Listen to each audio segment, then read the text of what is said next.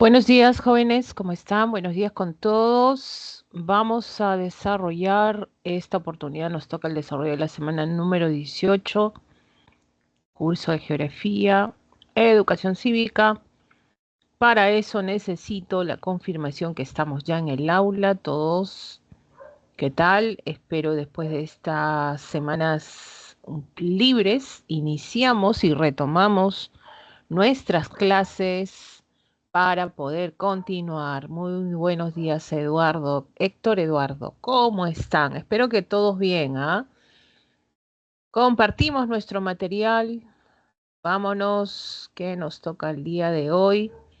Para eso, nuevamente, ¿me escuchan? ¿Se ve el material? Cada vez hay menos alumnos. Sí, parece que sí. Ya, a ver. Empezamos. Vamos a empezar. Pero antes necesito la confirmación de ustedes si se ve y se observa el material de esta semana 18.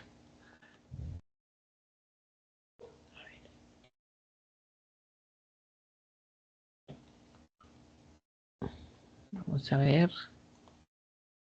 Mi profesora, muy bien, Alexander, muchas gracias por tu respuesta. Vamos a empezar entonces, porque el tiempo es lo que nos va a faltar, ¿ya? Y empezamos con la primera, que es continentes, la segunda parte. Todo bien, Javier, muy bien, gracias por su respuesta. Eh, Vamos a seguir, entonces, esta sería la última semana de teoría. Hablamos de la segunda parte de continentes. En esta oportunidad desarrollamos África, Europa y Oceanía. Vimos la semana 17 lo que es América y Asia. Nos tocan los tres últimos continentes para terminar y cerrar la parte teórica. No se olviden que después en la semana 19 hay una semana de repaso. ¿Ya? Y la semana de repaso contempla preguntas, no teoría. Se supone que estamos repasando y estamos pues recordando algunos temas que hemos tocado desde la semana 1 hasta la semana 18. ¿Ya? Entonces, a tener en cuenta eso, no faltar al repaso, no solamente es tener las claves, de repente alguna duda que se ha quedado por ahí, es el momento de despejar las dudas. Muy bien, vamos a empezar entonces. Nos toca principales, como siempre vamos a ver qué características de cada uno de estos continentes, países, capitales, población, calidad de vida y en este caso también recursos, ¿ya? Estamos viendo la parte de recursos. Vamos a dejar de presentar esto. A ver, un ratito, por favor, que esto se me ha desconfigurado. Ups. A ver, un ratito, por favor. Se me desconfiguró esta partecita para poder empezar. Vamos a reestructurar otra vez. Gajes del oficio. A ver, entonces, ¿dónde está geografía? Se quiere esconder, parece. No lo vamos a dejar. Acá está. Acá está. Listo, vamos a compartir todo. Ya. Se visualiza, chicos, nuevamente, por favor, les voy a molestar. Se está visualizando el material.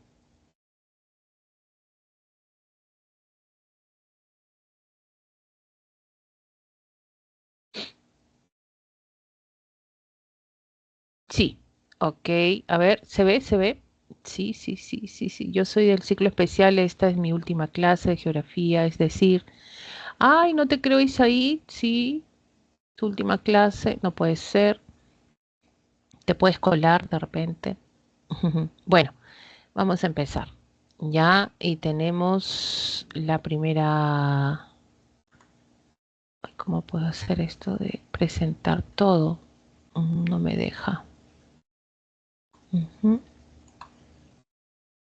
ujú, ujú. Listo, presentación de diapositivas.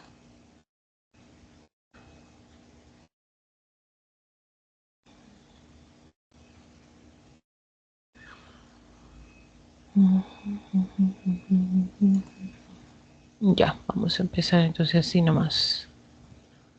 Quería utilizar algo mejor, pero bueno, ya fue. Bueno, en esta oportunidad empezamos con África y bueno, ¿qué vamos a ver de este continente? Estamos viendo la parte de su ubicación. Ya, empezamos con la ubicación, la superficie que comprende el continente africano. Hablamos de la quinta parte de las tierras emergidas en el planeta. Es el tercer continente en extensión, ¿no? Hemos visto Asia, hemos visto América, que sigue, pues África. Los límites que vamos a determinar hacia el norte, tenemos el mar Mediterráneo, ¿ya? Entonces, todo lo que estamos bordeando acá en Marruecos, Argelia, Libia, Egipto, por ejemplo, esto es el mar Mediterráneo. Ya tenemos ahí la zona septentrional africana y está muy cerca a través del estrecho de Gibraltar, cruzando este sector ya estaríamos en el continente europeo. ¿Ya? Ahora, hacia el sur, ¿qué tenemos? Hacia el sur tenemos la confluencia de estos dos grandes océanos, el océano Índico y el océano Atlántico.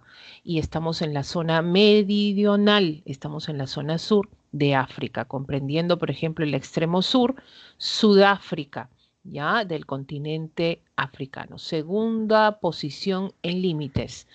Tenemos la zona occidental y la zona occidental estamos ubicando sobre todo lo que es el océano Atlántico en este sector.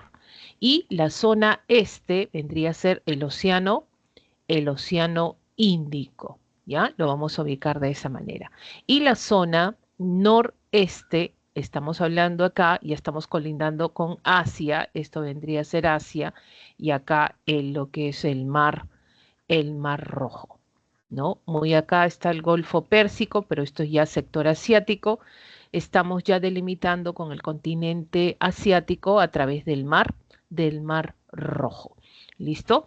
Entonces ahí estaríamos ubicando los límites importantes de este continente. No olvidemos también que es uno de los continentes donde atraviesan diferentes líneas imaginarias. Por ejemplo, acá tenemos el trópico, ¿no? Ustedes saben que los trópicos también son zonas donde se generan los solsticios, ¿no? Tenemos acá la zona del trópico.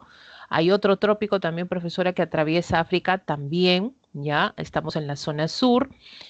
Y la casualidad es que en los trópicos se genera la presencia de desiertos, por ejemplo, ¿no? Ahí tenemos el desierto de Sahara en la zona norte, en la zona sur, por ejemplo, el desierto de Kalahari en la zona africana, ¿no? Entonces, profesora, dos líneas imaginarias que cruzan necesariamente África, así es. Y también es recorrido por el ecuador terrestre, ¿no? 0 grados. Miren cuántas líneas imaginarias trazan y recorren este continente. Y a la vez también tenemos que recorre pues el meridiano de Greenwich o meridiano base. Y justamente esto fue pregunta de examen en la Pre-San Marcos, donde hablaban necesariamente las dos líneas imaginarias más importantes, ya las dos líneas imaginarias más importantes que se han dado a conocer, por ejemplo, se da con la intersección de lo que es el ecuador terrestre y el meridiano base. Y la pregunta era, ¿dónde se generaba esa intersección? Y estamos hablando del Golfo, ya estamos hablando del Golfo de Guinea. Ya estamos hablando del Golfo de Guinea. No olvidemos que esto ha sido pregunta en la pre de San Marcos. Ya vamos a tener en cuenta también esta característica. ¿Listo? Muy bien, entonces seguimos por este lado. Vamos a ver también la segunda parte donde ubicamos la división política de África. 54 países independientes, 8 territorios todavía hay dependencia, 2 estados no miembros de la ONU. No olvidemos que África ha sido un continente a lo largo de la historia que ha sido pues colonizado. A la pobre África se la dividieron como tablerito de ajedrez, ¿no? Diferentes países imperialistas generaron colonizar diferentes zonas, sobre todo africanas. Ahí liderando Inglaterra, Francia, Países Bajos, por ejemplo, ¿no? Que también llegaron a este sector, ¿no? Los españoles también están por acá. Ahora, vamos a ubicar, por ejemplo, en la zona norte tenemos Marruecos, Argelia, Libia, Túnez, Egipto. En la zona sur, como ya se mencionó en el antiguo, en este caso gráfico, tenemos Namibia, Botswana, Sudáfrica, por ejemplo, dentro de este sector. La zona este es importante, ustedes también lo habrán visto en historia, ¿no? Porque acá se ubica una de las grandes fracturas geológicas más importantes de este continente. Dicen que a partir de acá se va a fragmentar África también. Hablamos del Valle del Rift, ¿no? Y sabemos que también, ¿no? ¿Qué países tenemos en este sector oriental? Etiopía, Somalia, en el cuernito de África, esta península de Somalia, tenemos Kenia, tenemos Tanzania y qué casualidad, los restos de homínidos más antiguos están en este sector, hasta la zona incluso de Sudáfrica, ¿no? Entonces es relacionado también con la ubicación de los, sobre todo, de los homínidos más antiguos. Ahora, la zona occidental, pues tenemos la zona central, ¿no? República Democrática, sobre todo la República Centroafricana, tenemos ahí la zona de Camerún, ya la zona occidental, Mali, Mauritania, por ejemplo, ¿no? Costa de Marfil, ya la zona del Congo, Gabón, por ejemplo, en este sector. ¿Listo? Ahora, también, ¿qué vamos a ver del aspecto físico? Sabemos que África no solamente es el Valle del Rift en este sector oriental, ¿verdad? Hay un sinfín de superficies que vamos a destacar de este continente. ¿Qué cosa es lo que vamos a destacar? Ahí tenemos, por ejemplo, y ustedes lo tienen en su teoría, a lo que nosotros vamos a denominar los montes macizos, tenemos mesetas, desiertos, penínsulas, sabanas, si nosotros queremos hablar de biomas, por ejemplo, el istmo, hay un istmo que genera la conexión entre África y el sector de Asia, ¿no? Este pequeño lenguaje de tierra, que es un puente de tierra que conecta sobre todo el sistema asiático con el sistema africano, ¿no? Y esto a quién le pertenece el famoso Istmo de Suez, o hoy en día conocido como el Canal de Suez, pues a Egipto, ¿ya? Tenemos ahí a Egipto. Bueno, vamos con la ubicación de de los principales relieves que tiene este continente, ¿no? Tenemos los montes Atlas en la zona noroccidental, en la zona sur o meridional, los montes Drakensberg, ¿ya? Tenemos la presencia de macizos cerca en las zonas, en este caso, del desierto del Sahara, ¿no? Sahariana, por ejemplo, el macizo de Adahar, el macizo de Tibesti, el macizo de Etiopía. Ya no vayas a pensar que un macizo vendría a ser algo así como la cordillera de los Andes, profesora, que llega a más de 4.000, 5.000. No, los macizos son más bajos, pero son confluencia, algo así como un sistema de nudos que se forma por una asociación de cordilleras, ¿no? Pero son aislados, si te das cuenta, están aislados unos de otros, porque una cadena de montañas es así, ¿no? Genera pues ser alargada, ¿no? Se une con otra, ¿no? ¿No? Es una cadena, una cordillera, ¿no? Tiende a ser lineal, longitudinal, pero los macizos tienden a agrupar un sistema de montañas. ¿Lo tiene África? También. Cerca de sus desiertos, así es. ¿Ya? Ahora, sabemos que sus elevaciones no destacan mucho, pero hay dos elevaciones importantes, incluso donde vamos a encontrar nieve. Nosotros sabemos que cuando más alto tenemos la cordillera, ¿qué sucede? Nosotros subimos, las temperaturas bajan, ¿no? Hablamos de 3.000, 2.000, 4.000, entonces a partir de 5.000, 4.800, 5.000 ya hay caída de nieve. Cuando más alto, más frío. Entonces, hay elevaciones que superan los 5.000 metros sobre el nivel del mar, así es, el Kilimanjaro es uno de ellos, ¿no? Acá tenemos el Kilimanjaro, ¿ya?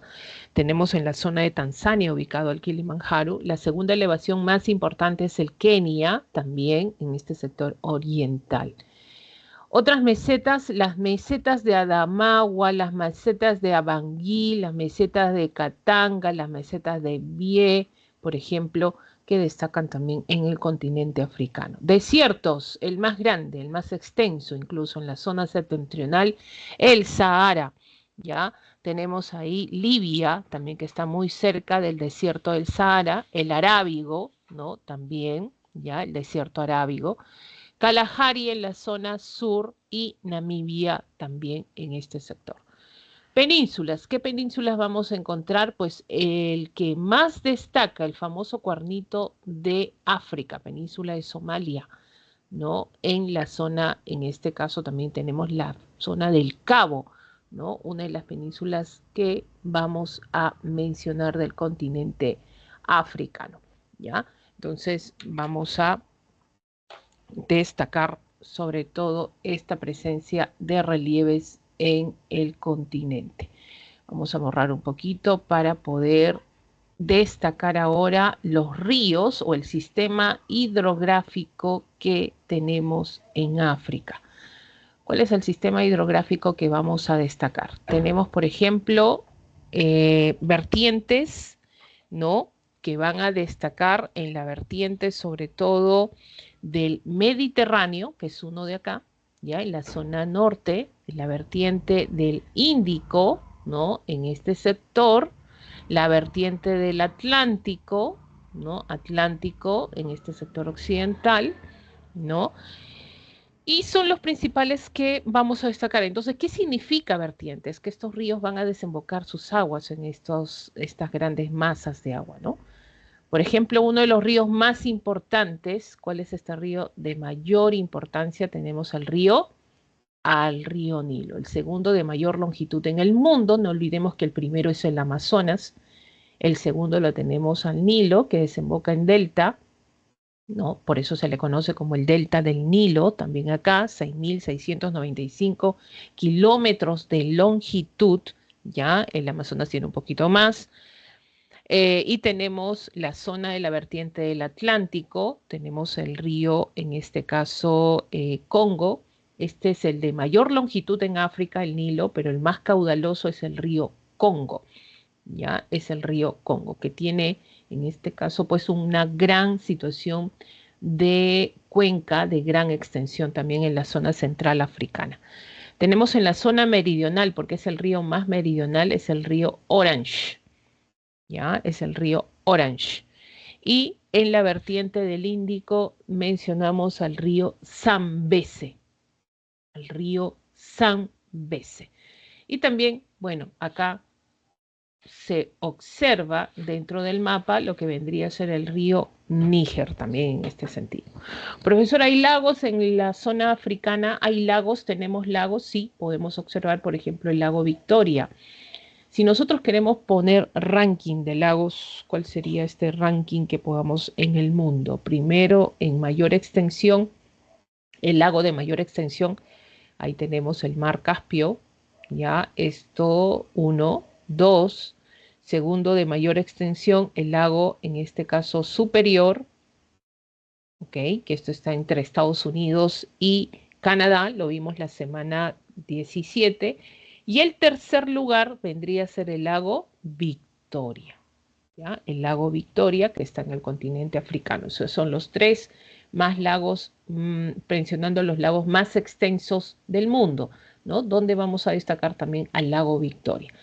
Miren, muy cerca de lo que vendría a ser el Valle del Rif, en esta zona, quiere decir que no es el único lago, está el Naisha, el Tanganica, por ejemplo, en este sector, ¿no? Zonas hídricas muy importantes para el continente, sobre todo africano, ¿ya? Ahora, tenemos también la presencia de islas, ¿ya? ¿Qué islas vamos a destacar acá? Por ejemplo, una de las islas que sobresale en África es Madagascar, ¿no? Tenemos ahí la zona de Seychelles. Bueno, estos han sido, por ejemplo, Seychelles, el caso de Seychelles. Ahí tenemos, por ejemplo, muy abajito, acá no se ve en el mapa, Mauricio también, que han sido colonias por mucho tiempo y estas han generado, sobre todo, pues, tanto de Inglaterra, por ejemplo, ¿no? O francesa, que es de Mauricio, Seychelles es de Inglaterra, y han generado ser colonias. Y el IDH en estas pequeñas islas que están fuera del continente africano, pues tiende a superar el alto, ¿no? Incluso el Seychelles es de muy alto, es el único en el continente africano con ese IDH, por ejemplo, ¿ya? Muy bien, vamos entonces a poder destacar, profesora, que tengo que destacar del continente, sobre todo africano, pues bueno, hay que sobre todo ver lo siguiente. Ya vamos a sobre todo ver lo siguiente. Las vertientes, chicos, el río más importante, el lago, ya la ubicación de los desiertos, las estructuras geológicas, lo que siempre preguntan es orientación. Maneja tu mapita, hay que manejar mapas, por favor. ¿Ya? Profesora, ¿cómo tengo que manejar mapa? Eso se llama orientación espacial. ¿Qué cosa es en la zona norte? ¿Qué cosa es la zona central? ¿Qué cosa es la zona este? ¿Qué cosa es la zona sur? Y cuando tú manejas esta orientación espacial, a ti te hacen una pregunta y te dicen, los montes Drakensberg están ubicados en la zona septentrional africana. ¿Eso es verdadero o falso? A ver, los montes Drakensberg se ubican en la zona septentrional africana. Tú, si tienes orientación, has manejado el mapa, ¿alguna vez has visto el mapa de África? ¿Tú qué respondes? ¿Verdadero o falso? ¿Qué dices? Sería falso, profesora. Estarían como mediterráneos por no tener acceso al mar o no sé. Así es, mediterráneos. Muy bien, Alexander. Ya sería falso de toda falsedad, falso de toda falsedad. Así de simple. Por la sola orientación, uno diría, profesora, esa pregunta es memorística, profesora. ¿Cómo voy a poder saber que los montes Drakensberg están en la zona, no están en una zona septentrional africana? Viendo el mapa nomás, ya, no te olvides que esas preguntas han venido de esa manera, por favor. Por ejemplo, te dicen, la desembocadura del río Zambeze es en la vertiente del Índico. ¿Qué dices tú? La desembocadura del río Zambeze. Oye, hace acordar de Zambeze, Zambeze, a ver, ¿qué sería? ¿Verdadero o falso? Desemboca en el Índico. ¿Y tú qué respondes? A ver, ¿tú qué responderías? ¿Qué dirías? Un examen, chicos, esto de verdadero y falso, ¿qué dirías? Profesora, ¿eso es verdadero o eso es falso? ¿Qué dirías tú? Profesora, no ubico al Zambeze, claro, pues ahí está Alexander, Patricia, dice, eso es verdadero. Ya estamos hablando de verdadero. Acá está, Zambeze, Zambeze. Y te pueden hacer muchas preguntas, ¿sabes? Con solamente la ubicación, ¿ya? Muy bien, ahora nos vamos a la parte de aspectos demográficos de África, ya que tenemos que correr un poquito. Hay que explicar cívica también, tenemos un tema importante. La población absoluta, 1.479 millones de habitantes, país más poblados, en primer lugar está Nigeria, Etiopía, Egipto. La densidad poblacional es de 49 habitantes por kilómetros cuadrados, ¿ya? Entonces nosotros sabemos y recordaremos que la densidad poblacional se halla con una fórmula, ¿no? Estamos hablando del número total de habitantes, ¿no? Esto dividido por el área, ¿no?, total de la superficie. Esto da como resultado habitantes por kilómetro cuadrado, ¿no? Entonces, de esa manera sacamos lo que es la densidad poblacional. Y en África, pues 49 es regular, ¿no? O sea, está bajo todavía. El continente es grande, sobre todo. Y vamos a ver alguna densidad poblacional en África. Por ejemplo, tenemos la parte de suelos volcánicos muy ricos en la zona, en este caso, donde vamos a tener a Ruanda con 420 habitantes por kilómetros cuadrados, por ejemplo. El caso también de Etiopía, donde hablamos de 82 habitantes por kilómetro cuadrado. El caso de Egipto, que hablamos de 88 habitantes por kilómetro cuadrado. Y tenemos ahí la zona de Nigeria, ¿no? Hablamos de 201 habitantes por kilómetro cuadrado. En la zona de Namibia, por ejemplo, 2,5 habitantes por kilómetro cuadrado. Por eso era de estos países mencionados el que tiene mayor densidad, pues Ruanda, 420 habitantes por kilómetro, sobre todo en este caso cuadrado, ¿ya? Vamos a tener a destacar eso. Bueno, no puedo manejar acá mucho el que no sé qué ha pasado con la presentación. Vamos a pasar entonces a lo que es los indicadores demográficos de África. Tenemos, por ejemplo, la esperanza de vida promedio en todo el continente. ¿De cuánto es? Hablamos sobre todo de 68 años. La más alta lo tiene Argelia y Túnez, de 77, y la más baja la República Centroamericana, con 53. Sabemos pues que para hablar de esperanza de vida, indicadores demográficos de la población, no son buenas las situaciones en las variables demográficas para la población africana, ¿no? El crecimiento natural es 2,1. Sabemos que crecimiento natural, ¿qué cosa es? Tasa bruta de natalidad menos tasa bruta de mortalidad, ¿no? Entonces, generalmente este crecimiento natural es de 1, y tanto, en África es 2,1%, natalidad 36 por cada 1000 habitantes, mortalidad 12, pero la inmortalidad infantil es la más grande, 45 por cada 1000 habitantes, o sea, la muerte de niños por cada 1000 habitantes, ya tenemos, en este caso, ya tiende a ser un poco más alta. La fecundidad, miren, hijos por mujer, ¿no? ¿Cuántos hijos tiene la mujer en promedio? 4,7, o sea, de 4 a 5 hijos por mujer. Y es bastante esto, ¿no? Analfabetismo, obvio que las mujeres tienden a ser más analfabetas que los hombres, con un 45, o sea, más, un poquito, se acerca incluso al 50%. Las mujeres desarrollan esto, ¿ya? Tienen más porcentaje el caso de analfabetismo en mujeres que en hombres. Distribución poblacional.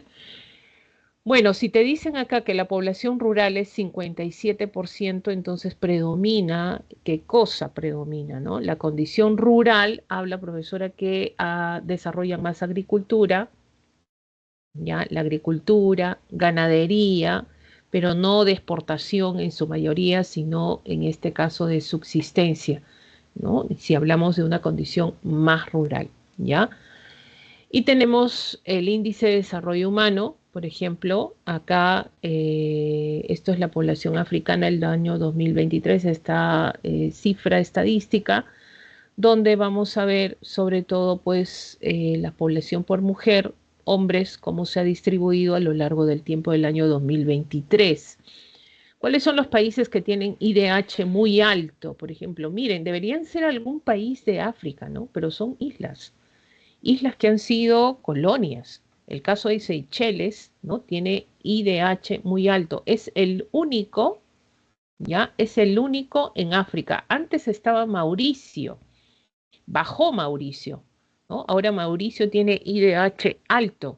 Le sigue Libia y Argelia. Obvio que estos países están en la zona norte de África. Mauricio es una zona de la isla que está en la zona este de África, muy cerca de Madagascar. Y la zona norte africana se caracteriza por la presencia de petróleo, ¿no? Recursos, en este caso energéticos, y tiene IDH alto. Ahora, IDH bajo, ¿no? Hay un buen número de países, hay República Centroafricana, Sudán del Sur, Somalia, por ejemplo, ¿no? Ni siquiera llegan a 4, ¿no? Estamos hablando de 0,380 para arriba, ¿ya? Entonces, destacamos sobre todo esto en la población africana. ¿Cuáles son sus principales recursos y su economía? La agricultura, chicos, acuérdense, no olvides que su condición, ¿cuál es? Ellos son más rural o urbano, son rurales en África, o sea, predomina, no es que no existan países, hemos visto, por ejemplo, Seychelles que tiene IDH muy alto, ¿no? Pero si sacamos el promedio es lo que predomina, ¿no? La condición rural. ¿Cuál es la base de la economía africana? Es la agricultura, ¿ya?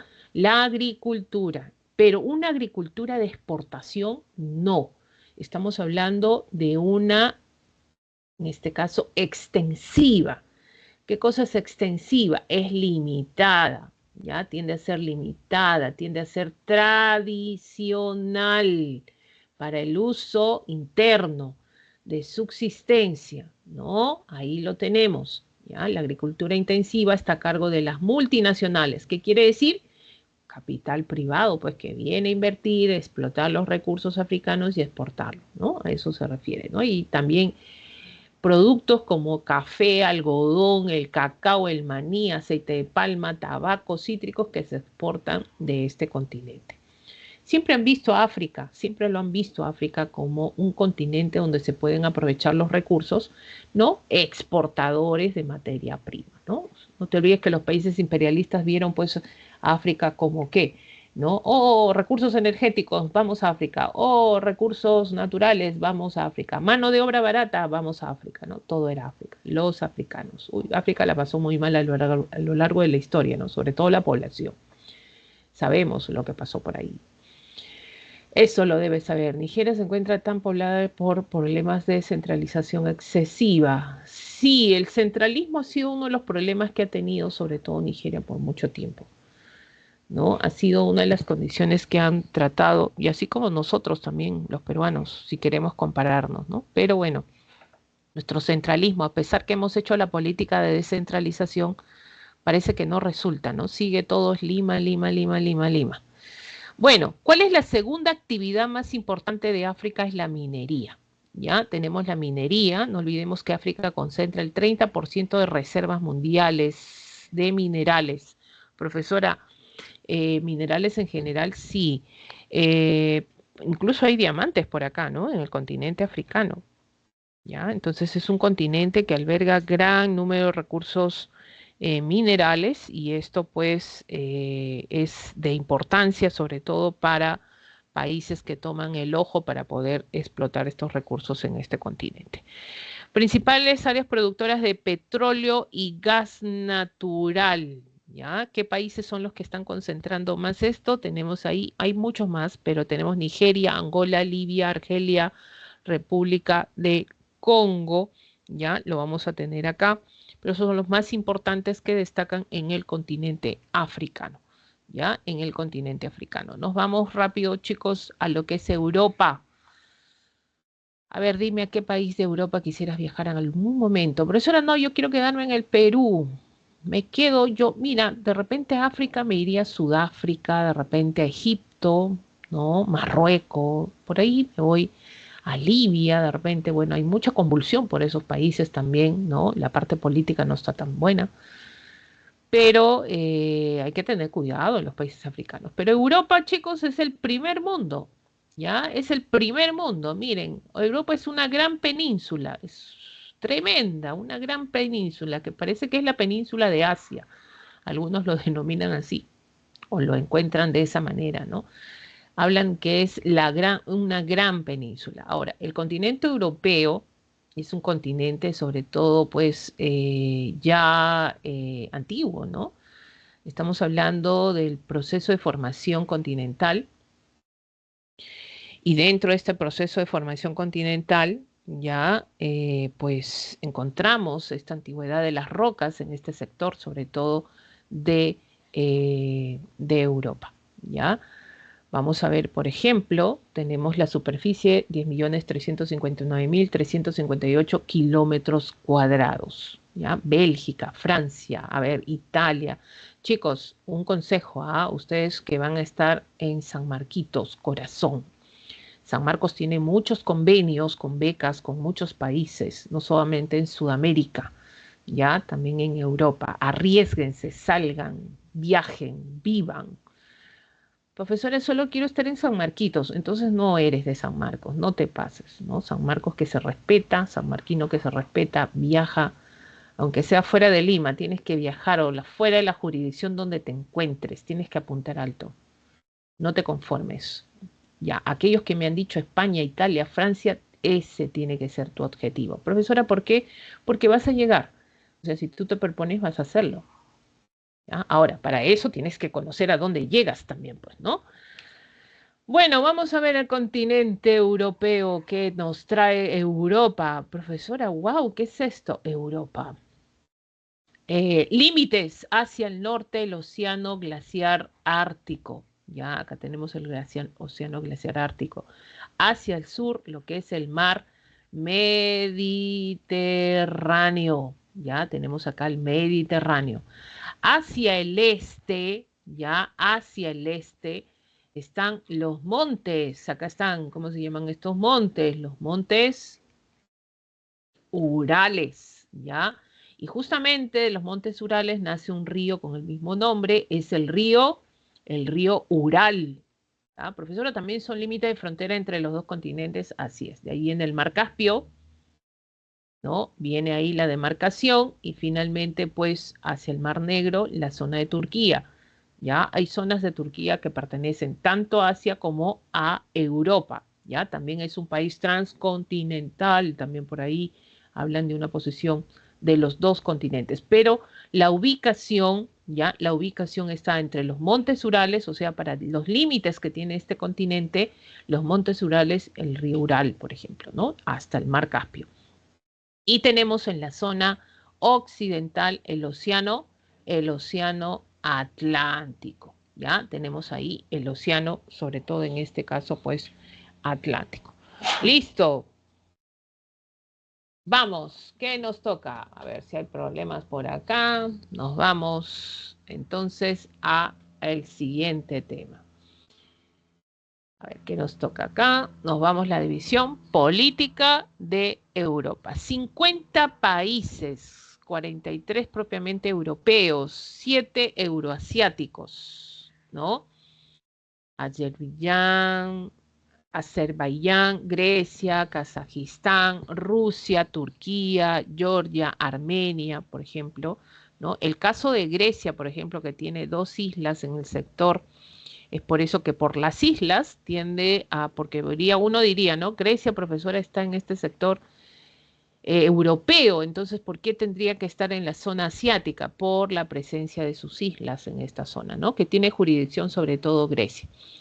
Aparte de eso, no sé si puedes observar el mapa, ya puedo agrandar acá.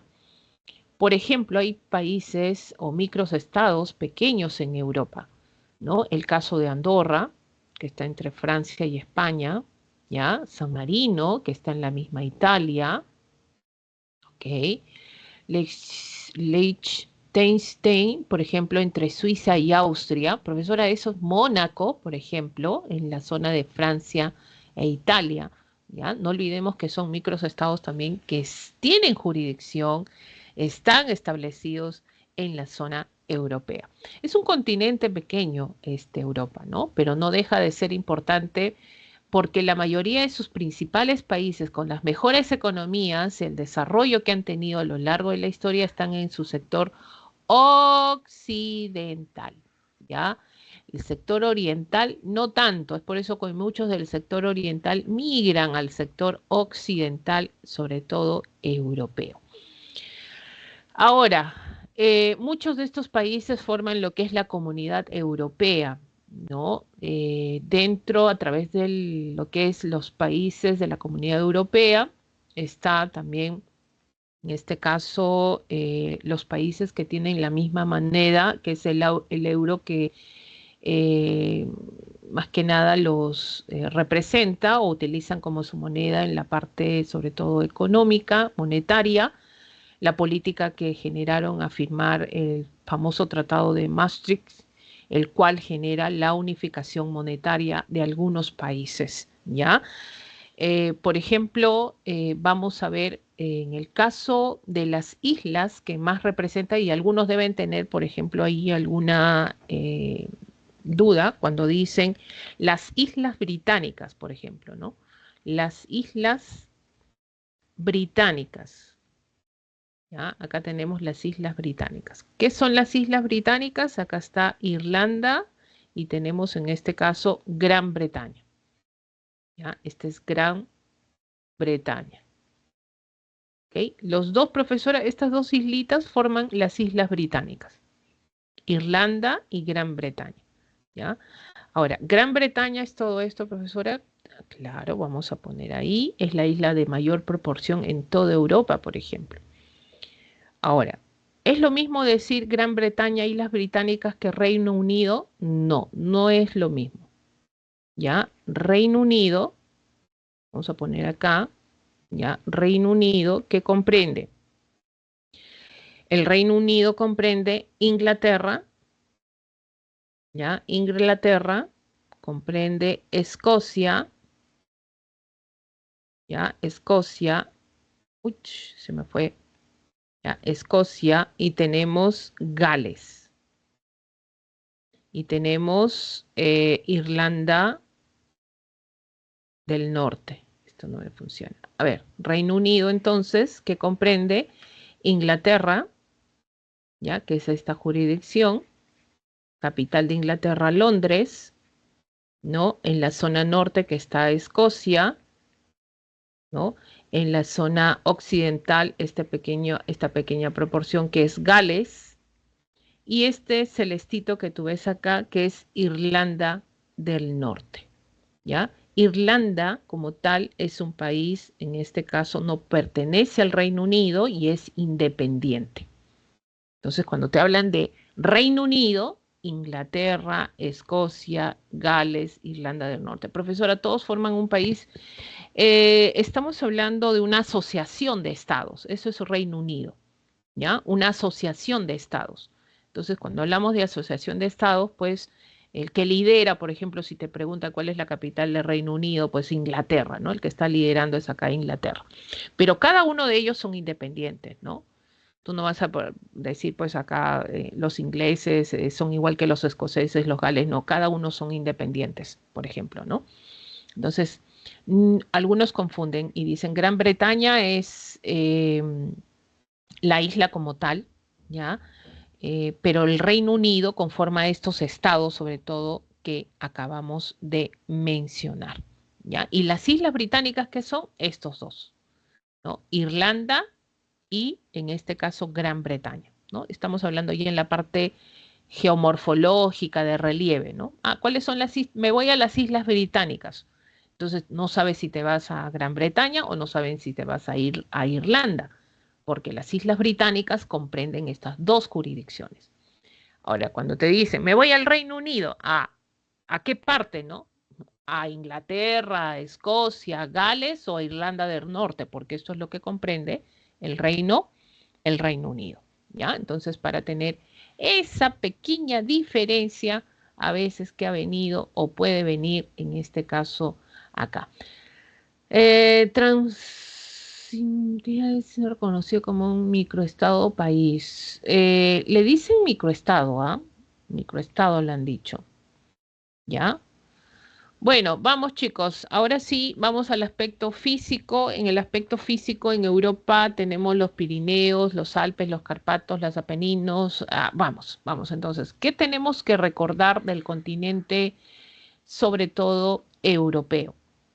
Mire, las elevaciones más antiguas de Europa, ya por el proceso de formación geológica, están en la zona nórdica septentrional, en la zona norte. Es ahí donde vamos a encontrar las cordilleras más, sobre todo en este caso, más antiguas. Y estas cordilleras, sobre todo en este caso más antiguas, están ubicadas en la zona norte. No olvidemos, esto se conoce como las prealpinas.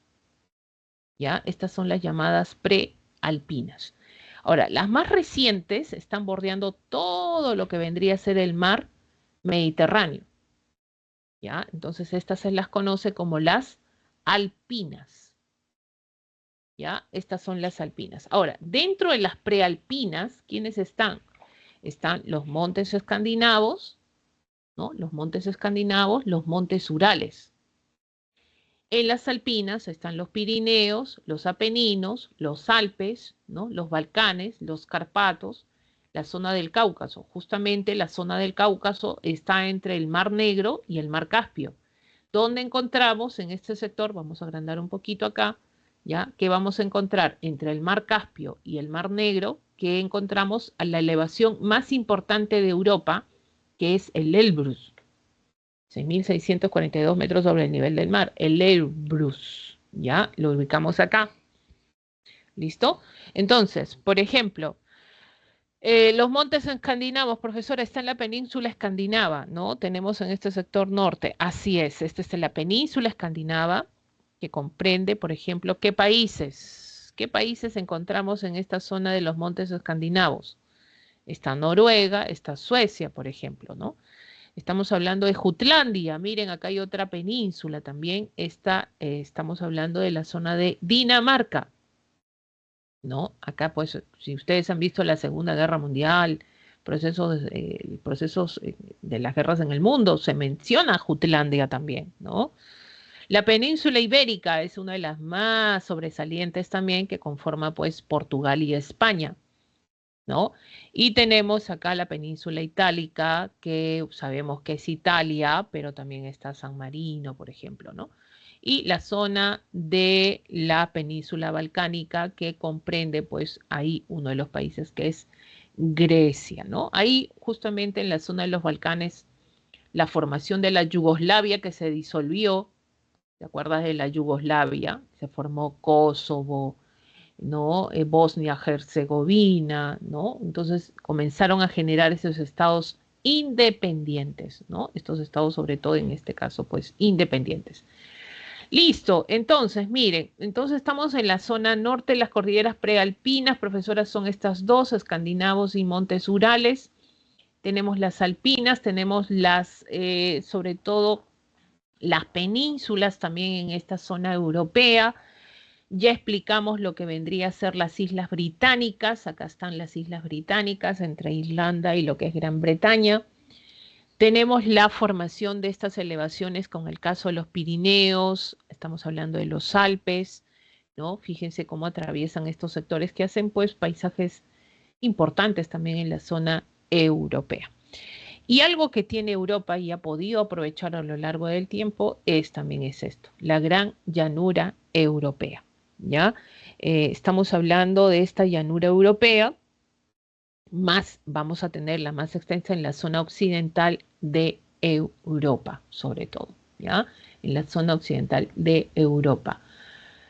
A ver, tenemos, por ejemplo, profesora, vamos a ver si tenemos un mapita por acá. Miren acá, ¿qué isla tenemos acá? Hoy dicen que están propiciando que la población migre a Islandia, ¿no?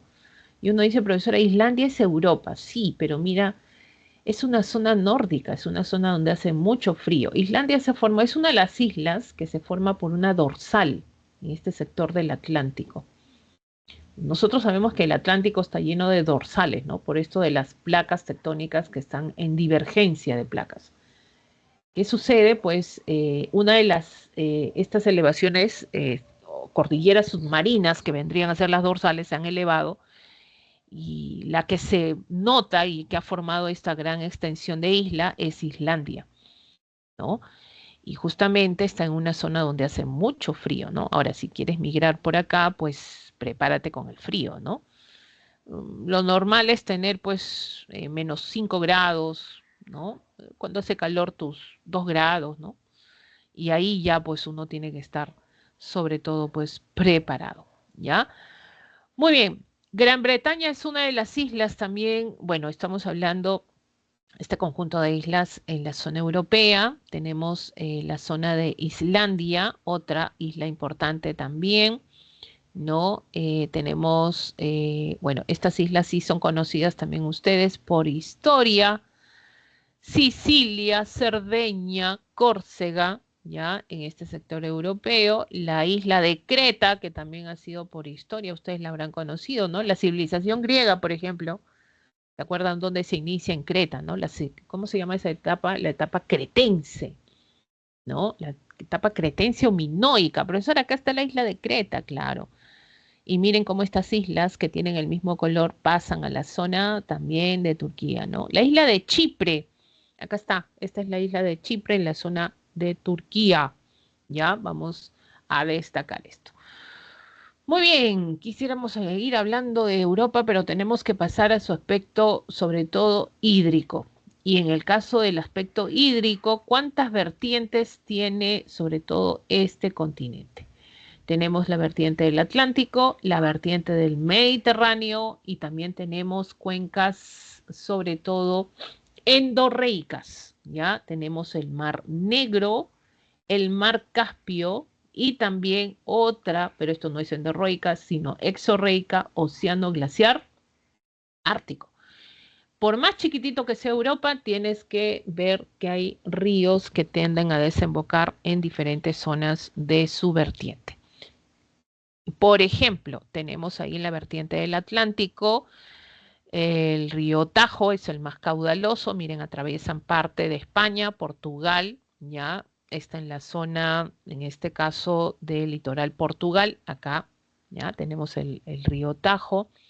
Otro río que tiende a ser sobre todo importante, por acá creo que está el Vístula, ya el Vístula que desemboca en el mar Báltico, ¿no? Tenemos el río Sena, fíjense que esto es ya Francia, ¿no?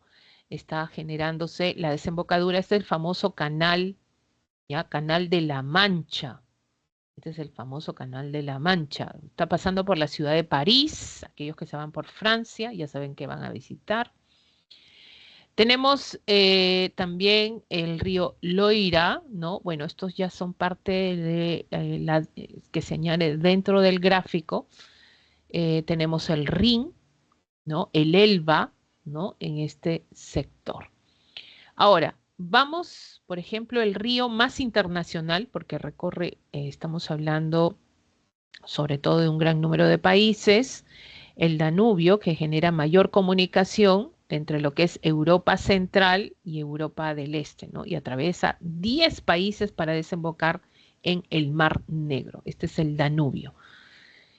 ¿Quién más? Tenemos el río, sobre todo Volga, es el más caudaloso y de mayor longitud de Europa. Fíjense, este es el Volga, este es el Volga, este es el Volga. ¿Y desemboca dónde el Volga? Está desembocando en el mar Caspio. Ya tenemos ahí la desembocadura en el mar Caspio. Y también el río Ural, que sirve de límite de frontera, fíjense acá, entre Europa y Asia, están desembocando en el mar Caspio. Ahora, en el Mediterráneo, ¿qué ríos vamos a destacar? Está el Ebro, ya es el río Ebro, esto en España, estamos hablando del Rodano, que está entre Francia y Suiza, el río Po y Tíber, por ejemplo, también lo tenemos acá en la zona de Italia. Y el Pechora, a ver, acá hay uno llamado Pechora, ¿no? Que está desembocando en la zona, viene de los montes Urales y desemboca sobre todo en el océano glaciar ártico, ¿ya? En el océano glaciar ártico.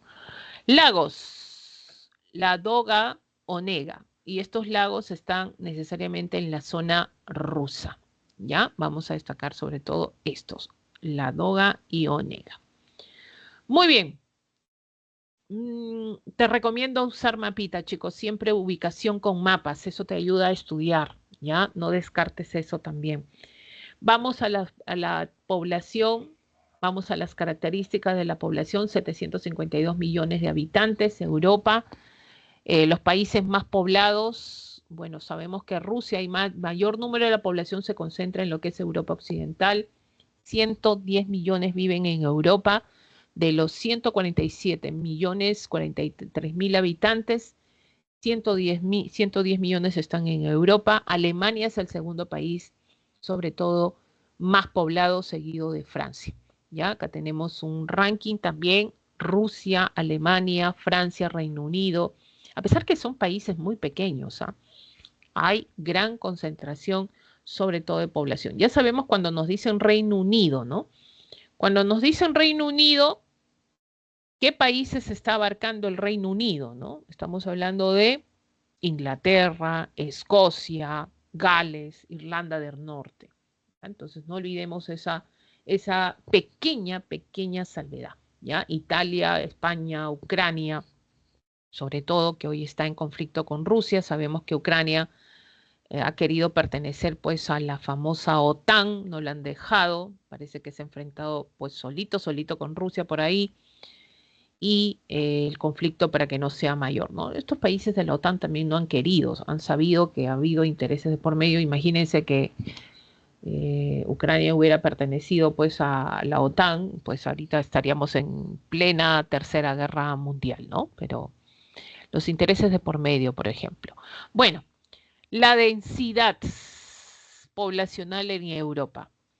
Población absoluta 38.300 habitantes, superficie total 2 kilómetros cuadrados. Chicos, la mayor densidad lo tiene Mónaco. Ya, Mónaco es una jurisdicción independiente, 19.150 habitantes por kilómetro cuadrado. Es la más alta. En este espacio pequeñito hay 19.000 por cada kilómetro cuadrado, 150 habitantes. Islandia, ¿te acuerdas de la isla donde te dije que están recibiendo para que tú vayas? Bueno, la densidad llega a 3,5 habitantes por kilómetro cuadrado. ¿Ya? Entonces es la de menor densidad y la de mayor densidad, sobre todo en el continente europeo. ¿Cuáles son las características demográficas? Bueno, sabemos que con Europa la población, ya, no es que tengamos una pirámide así, ¿no? Donde haya más población joven y menos población adulta, ¿no? Entonces, cuando tú subes más, miren, los rangos de edad tienden a subir, ¿no? Quiere decir, acá la pirámide no es como debe ser, como la conocemos, así, ¿no? No es así. Entonces, no hay tanta población joven, miren, de 0 a 4, a 2,4%, hombres, mujeres, de 10 a 14. ¿Dónde está el grueso de la población europea? ¿No? ¿En qué rango de edad tengas el grueso de la población europea? ¿No? A partir de los 30, ¿no? ¿Hasta dónde nos vamos? Hasta los 60, profesora. Miren, aproximadamente tenemos hasta los 60 años. Entonces, una población adulta mayor, ¿no? Incluso hay población mucho más adulta, ¿no? Ya estamos hablando pasando los 60, 70, pero el grueso de la población está acá. ¿Ya? Es por eso por mucho tiempo la población en los países europeos permitían el ingreso de migrantes. ¿Para qué? Para que pues nazcan nuevos, ¿no? Sobre todo nueva población, no importa con raíces externas, pero que sea del país, ¿no? Entonces, pero a pesar de eso ha venido el proceso migratorio y no han querido, ¿no? Generar, expandirse o querer pues agrandar las familias ni nada de eso. Sabemos que los países europeos siempre ha sido este el problema, ¿no? La población joven es la que menos hay. Es por eso que tú te vas a ir a los países europeos y más vas a encontrar población adulta mayor. Profesora, yo voy a ser joven, sí. Esperanza de vida, la zona euro, quiere decir, estamos hablando donde se maneja la moneda que es el euro, pues tienes ahí de 82, ¿ya? 82 años, la Unión Europea 78, sobre todo, ¿ya? La Unión Europea, por ejemplo, son 27 países. La zona que tienen la moneda del euro son 20 países nada más. La más alta lo tiene San Marino en 85 años y 84 años en donde, en Suiza. La más baja lo tiene Moldavia con 72 años. Tasa de natalidad 11 por 1000, ¿no? La natalidad 11 nacimientos por cada 1000. Tasa de fecundidad 1, o sea, de 1 a 2 hijos por mujer, ¿no? Tasa de mortalidad 11 por 1000. Profesora, el crecimiento natural. Mira, tasa de natalidad 11 por 1000. Menos tasa de mortalidad 11 por 1000. ¿Cuánto es la tasa de crecimiento natural? 0. No hay. No hay cifra positiva en Europa. ¿Ya? 0. Así de simple, ¿no? Ellos, pero igual no se preocupan, ¿ah? Igual están tranquilos. Distribución. El 72% de la población vive en área urbana. ya tienden a ser más urbanos y el 28% habita en zonas rurales. El IDH de la población, IDH muy alto, miren, muy alto y alto. Esto es lo que hay en Europa. Y si dan cuenta, Bulgaria, Albania, Moldavia, ¿dónde está? Esta es la zona oriental de Europa y esta es la zona occidental de Europa. Hay IDH muy alto en esta zona europea. Suiza, Noruega, Islandia, por ejemplo, se llevan la batuta. Profesora, ¿quiere decir que los servicios, educación, por ejemplo, todas estas cosas son mejores en estos países? Chicos, miren, muchos sudamericanos, o sea, inclúyete ahí porque eres parte de Sudamérica, eh, cuando van a los países europeos se maravillan de lo que ven. Es por eso que tú, imagínate, migras a otro lugar, te vas a Francia, te vas a Suiza, te vas a Noruega, pues tu vida va, hoy estoy viviendo en otro planeta, ¿no? Una cosa así. Porque hay servicios, la calidad de vida es muy alta, ¿no? Entonces, hace que tú no quieras regresar de repente a tu combi, ¿no? A tomar tu, o extrañas de repente, pues, tu forma de desarrollo que has tenido en el Perú, por ejemplo, ¿no? Que es muy, muy distinto, ¿ya? Eh, por decir una idea, ¿no? Suiza, por ejemplo, es uno de los países que invierte mucho en su población, en la educación, por ejemplo, ¿no? Por ejemplo, hoy en día nosotros vamos a los mercados, tenemos al que vende pollo, al que vende carne, al que vende pescado, ¿no? Y un día se te ocurre a ti de repente, profesora, yo quiero ser vendedor de pescado, ¿no? Entonces, va, pues este puesto y listo, comienzas a vender. Profesora, yo voy a ir a Suiza y voy a hacer lo mismo. No, ahí no te permiten hacer eso. ¿Ya? Ahí no te permiten. Tú para ser un vendedor así, como tú dices, simple, profesora, yo voy a vender. No, no, no, no. Ahí tienes que estudiar. Tienes que sacar tu título de pescador oficial y de saber con el conocimiento que tienes de cómo conservar, procesar, tratar, cortar el pescado. No solo el pescado, la carne, el pollo, entonces en general, para que tú puedas poner un puesto de trabajo relacionado a eso. ¿Ya? Entonces ahí hay una inversión porque se busca la calidad, ¿no? En el caso de la educación, por ejemplo, ¿no? En la casa de la educación en Suiza, ¿no? Ya desde muy niño te están diciendo a dónde vas a apuntar, área técnica, ¿no? O te vas a la universidad. Ahora, la universidad no es barata, ¿no? Como que pagas acá tu platita, profesora, voy así, me preparo, profesora, ingreso, profesora, claro, todo el colegio has pasado con 11,1, tu promedio, y quieres ser doctor hoy en día, ¿no? Tú. Disculpen chicos, de repente no es su caso, pero he visto gente que se ha puesto las pilas después, que pasó, pues su promedio ha sido 12 ya, 13, 14 por ahí. Y de pronto dicen, no, quiero estudiar medicina, ¿no? Y ingresa, aunque no lo creas, ingresa, porque se ponen las pilas e ingresan para ser doctores. Esa oportunidad te lo da solo el Perú o otros países. Acá no, en Suiza, ya desde muy niño, ¿no? En el caso educativo, por ejemplo, si tú apuntas a la universidad, tus calificaciones desde que ingresas a estudiar, ¿ya? Tienen que ser altas. Es por eso que cuando tú jalas un curso en tu educación básica, ya olvídate de la universidad, no vas a entrar, no vas a entrar. Ya lo tuyo es técnico. Miren qué tan estrictos y es por eso que muchos de ellos tienden a esforzarse durante toda la educación básica, ¿no? Porque algunos dicen, hoy voy a perder mi promedio, no voy a poder pasar, me voy a quedar en un área técnica, y ninguna universidad me va a querer. No, no, no te van a querer, pues. ¿No? Entonces miren cómo ellos tienden eso sí, tú en la educación básica, por ejemplo, en Suiza y en Noruega, en estos países que tienen IDH muy alto, en otros países también europeos, por ejemplo, eh, todo te lo pone el Estado, ¿no? Por eso eran mis útiles el Estado, ¿no? La infraestructura el Estado, todo, todo, todo te lo pone el Estado. ¿Ya? Chicas que van a tener hijos allá en estos países europeos, en Suiza, en Noruega, el Estado te paga por los hijos. Tienes tu cuenta ahí por parte del Estado que te mantiene. Por eso muchos sudamericanos cuando van acá dicen, ¡ay, países de Europa me voy! ¿No? Claro. Pero el nivel de vida es alto, pues, ¿no? Así como hay beneficios, también hay impuestos que pagan muy altos, pagan ellos, ¿no? Necesariamente. Que vengan para que hablen, para que hable así de mi profesora. Ay, no.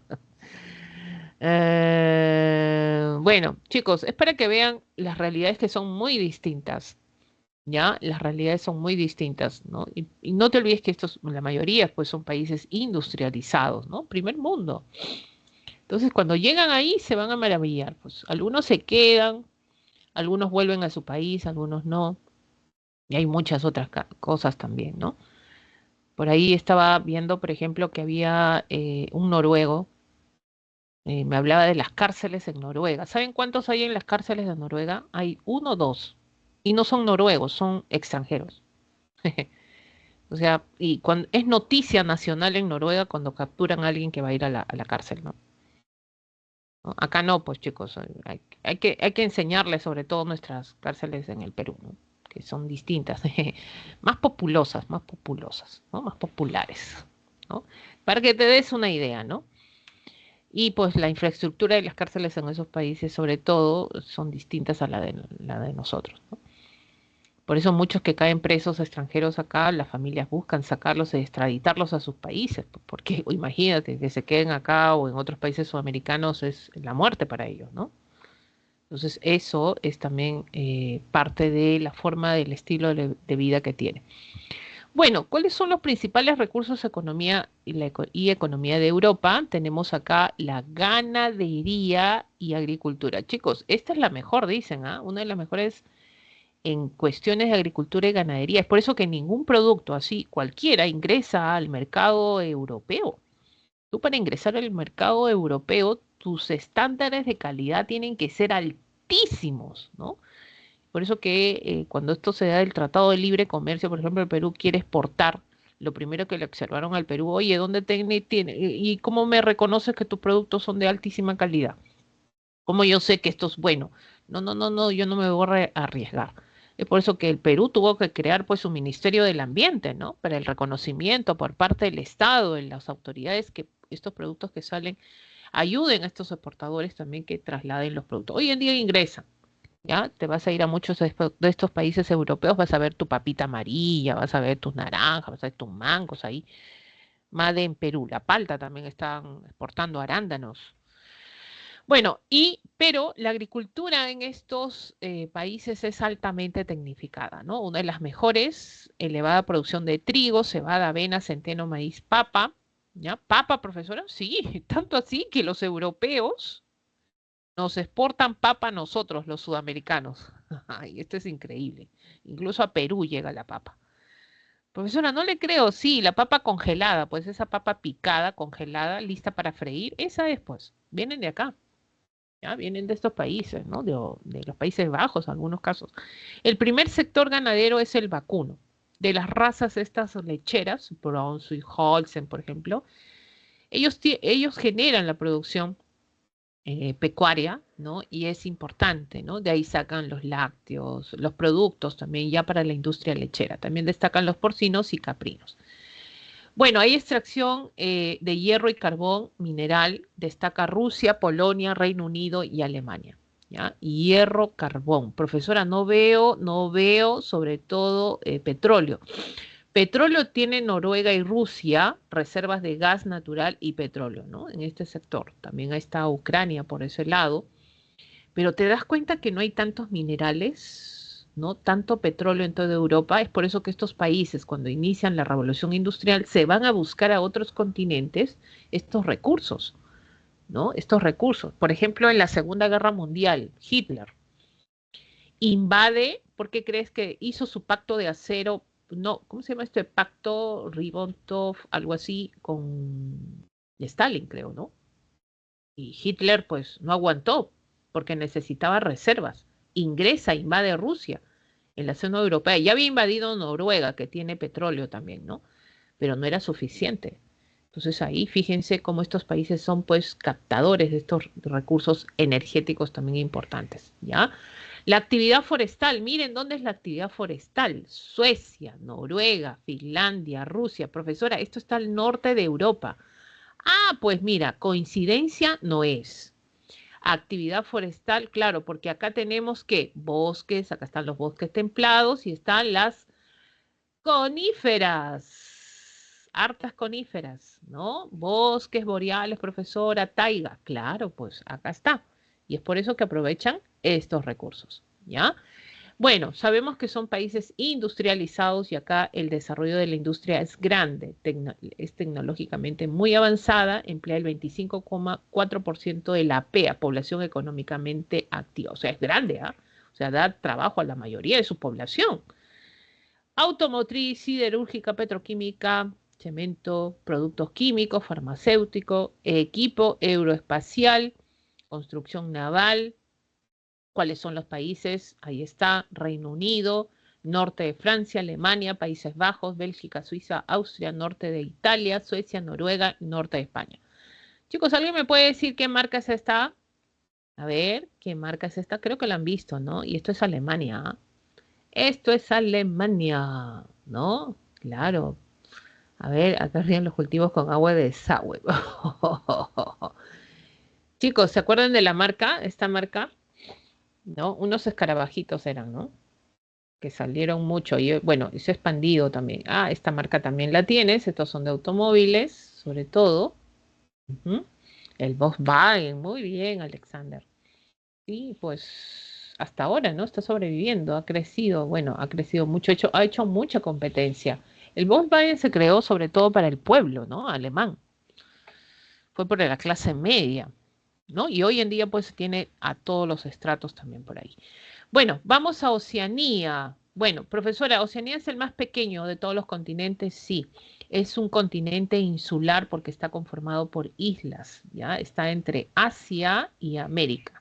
Este es Asia, este es América y acá está Oceanía, entre estos dos continentes. Hacia el norte, el Océano Pacífico, profesora, sí, mira, porque miren, Oceanía es un conjunto de islas y dentro de este conjunto de islas, ¿ya? Vamos a destacar sobre todo las de mayor proporción, ¿no? Acá está Nueva Zelanda, acá está Australia, ¿ya? Y este es Papúa Nueva Guinea. ¿Ya? Papúa Nueva Guinea. Son las tres más grandes de mayor extensión. Hay otras también, ¿no? Acá está Tasmania, por ejemplo. Tenemos un conjunto de islas de origen coralino o volcánicos. No olvidemos que en esta zona del Pacífico encontramos interacción de placas. Acá están las fosas más profundas del mundo, que son las fosas marianas. ¿Ya? Vamos a encontrar en este sector también. Entonces, hacia el norte, el Océano Pacífico, ¿ya? En este sector, hacia el sur, la confluencia del Índico y el Pacífico, lo vamos a tener acá, ¿ya? Tenemos también hacia el este el Océano Pacífico y hacia el oeste tenemos, en este caso, pues, el Océano Índico, ¿ah? El Océano Índico. Muy bien, nos vamos antes que nos gane el tiempo. Tenemos que ver lo de cívica. Mire, la división política, 14 países independientes, 18 territorios dependientes, pero también vamos a destacar estas regiones, ¿no? La Australasia, la Melanesia, la Micronesia, la Polinesia, en este sector continental. Entonces, 18 territorios, sobre todo dependientes. Bueno, ¿cuáles son estas regiones del continente de Oceanía, no? Por ejemplo, Australia y Nueva Zelanda, estas dos islas forman lo que se conoce como la Australasia, ¿ya? Al norte, miren, está lo que es la Melanesia, ¿no? Profesora, esta zona de Oceanía ha sido zona de colonias de países, y acá llegó pues Inglaterra, Francia, Estados Unidos, por eso que muchas de estas islas en esta población pues hablan diferentes idiomas, uno predomina el inglés, ahí está el francés, ¿no? Claro, ha habido también, ¿no? Colonización, ¿ya? Entonces ahí están los melanesios, por ejemplo, está Nueva Caledonia, Vanuatu, la isla Fiji, las islas Salomón y Papúa Nueva Guinea. Profesora, ¿por qué hay esta línea negra en Papúa Nueva Guinea? Lo que pasa es que Papúa Nueva Guinea en el sector oriental es a donde pertenece a la zona de Oceanía. Y el otro sector pertenece a Asia por el territorio de Indonesia, o sea, pertenece a Indonesia, ¿no? Entonces, Papúa Nueva Guinea se considera en esta zona de Melanesia, pero uno de sus sectores, sobre todo occidental, está para el territorio de Indonesia, ¿ya? Y para la zona oriental, esto es para la zona, sobre todo, de Oceanía, ¿no? Este sector oriental. A la zona, en este caso más al norte de la Melanesia, está la Micronesia, ¿no? Están las Islas Marshall, por ejemplo, las islas de la Federación de la Micronesia, ¿no? Tenemos ahí las islas también, en este caso, Marianas, del norte de Marianas, y las islas de Guam. Ahora, las islas de Guam, por ejemplo, la jurisdicción la tiene Estados Unidos, ¿ya? Y algo más cerca a nosotros, de repente, la zona del Pacífico, que está más a América, es la Polinesia. ¿Ya? Ahí está pues las islas sobre todo de Tonga, Tuvalu, Samoa, ¿no? Tenemos las islas de Hawái, donde la jurisdicción también lo tiene Estados Unidos. ¿Te acuerdas de Pearl Harbor? Ya pues era acá, ¿no? Ahí los japoneses vinieron acá, tan cerca pues Japón, volaron y bombardearon Pearl Harbor, por ejemplo, ¿no? Acá está en la zona de Hawái. ¿Ya? Pero los japonesitos no sabían pues que Pearl Harbor era uno de los tantas guarniciones militares que tenía pues Japón, ¿no? Habían otras también, mira, tiene la isla de Guam. Entonces, ¿qué vamos a encontrar? Acá está, por ejemplo, las islas de Pascua, ¿no? Hablamos necesariamente pues es la isla donde tiene la jurisdicción, sobre todo pues Chile. ¿Ya? Bueno, por mucho tiempo se conoció como la isla de Pascua, pero ahora se conoce como la Rapa Nui, ¿no? Rapa Nui, sobre todo. Muy bien, entonces seguimos, vamos, acá tenemos otra vez las regiones, ¿ya? Tenemos, por ejemplo, nuevamente, pero ya con las capitales, vamos a tener acá Polinesia, Samoa, Tuvalu, Kiribati, Tonga, Micronesia, Papúa, Islas Marshall, Estados Federados de la Micronesia, Nauru, Melanesia, Papúa Nueva Guinea, Fiji, Salomón, Vanuatu, son las más que destacan, ¿no? Y sobre todo las más importantes y las más de mayor extensión, ¿no? Y hay más crecimiento económico, Australia y Nueva Zelanda, ¿no? Y justamente el IDH en estos sectores pues tiende a ser muy alto, ¿no? En estos dos países.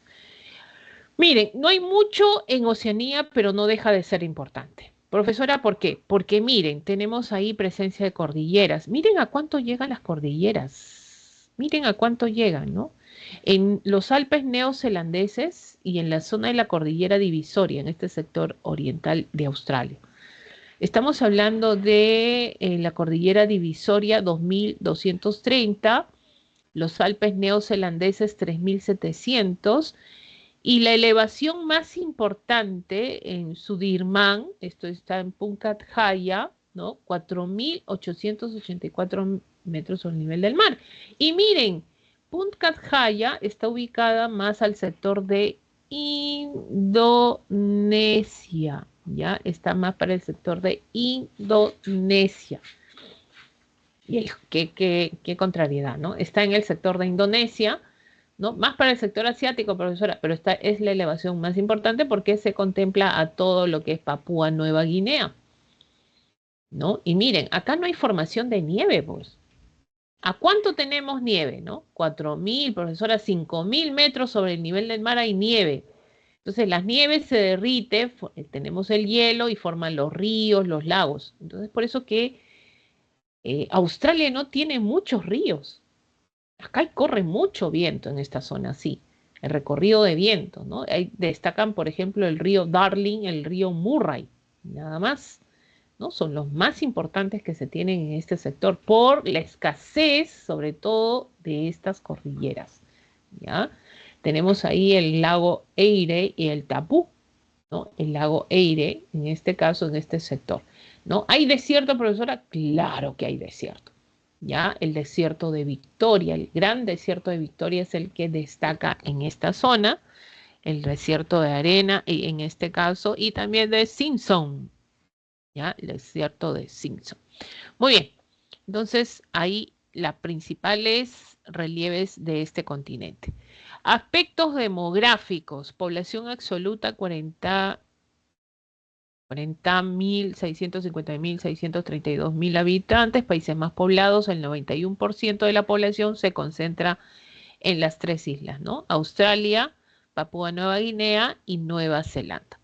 Profesora, ¿también hay población en las otras islas pequeñas? Sí, pero en pequeña proporción, ¿ya? La densidad poblacional es 5 habitantes por kilómetro cuadrado, la mayor densidad lo tiene Nauru, ¿ya? Esto es 524 habitantes por kilómetro cuadrado y Australia, la menor densidad con 3 en este caso, habitantes por kilómetro cuadrado. ¿Listo? Muy bien, tenemos acá indicadores demográficos de Oceanía. La esperanza de vida es 83, es más alta en Australia y 82 en Nueva Zelanda, ¿no? Se destaca acá la esperanza de vida más baja de 64 años, fíjense, esto es bajo, en Papúa Nueva Guinea. La población, 75% es urbana, ¿no? Principales ciudades se ubican en Australia, está Sydney, por ejemplo, Canberra, Nueva Zelanda, Auckland y Wellington, por ejemplo, en estos dos, sobre todo, continentes. ¿Cómo va la población? Hombres y, en este caso, mujeres. ¿Cómo va la población en Oceanía? ¿No? El grueso de la población está acá, ¿no? Acá está el grueso de la población. Por ahí salen también, pues, la presencia de jóvenes niños, pero el grueso un poquito que se agranda la pirámide en este sector, ¿no? 25 a 35 años. Jóvenes, ¿ya? Y tenemos los indicadores demográficos, pues hay una gran diferencia, ¿no? Los que tienen muy alto, de todas maneras, es Australia y Nueva Zelanda, ¿ya? IDH medio, Tuvalu, Vanuatu, Kiribati, por ejemplo, que los índices tienden a ser bajos, ¿no? De 6, miren, 0,6, por ejemplo, Perú está en 0,7 y tantos, esto ya es alto, pero ya estamos hablando de bajo, ¿ya? ¿Cuáles son los recursos de Oceanía? Bueno, lo que va a destacar más son en estas islas más grandes, pues, o sea, Nueva Zelanda, Pap Papúa Nueva Guinea y Australia. Pero de estas dos, ¿cuál es donde hay más desarrollo? Pues Nueva Zelanda y Australia, ¿no? Entonces, lo que se desarrolla acá es lo que es. Por ejemplo, en Australia cerca del 50 millones dedican al cultivo de cereales, frutas. Primer sector ganadero es ovino, ¿ya? Crianza de ovino, chicos, lana de ovino, seguido de vacuno. O sea, tú quieres tener tu lana de carnerito, como lo decimos nosotros acá, pues lo vamos a encontrar. Una de las lanas más importantes que tiene Australia es ovino. Exportan también esta lana al mundo, ¿ya? El resto de Oceanía predomina la agricultura familiar, o sea, es más cerrada, caña de azúcar, cacao, café, frutas y especies. ¿Hay minería? Miren dónde. Australia. Miren, Australia.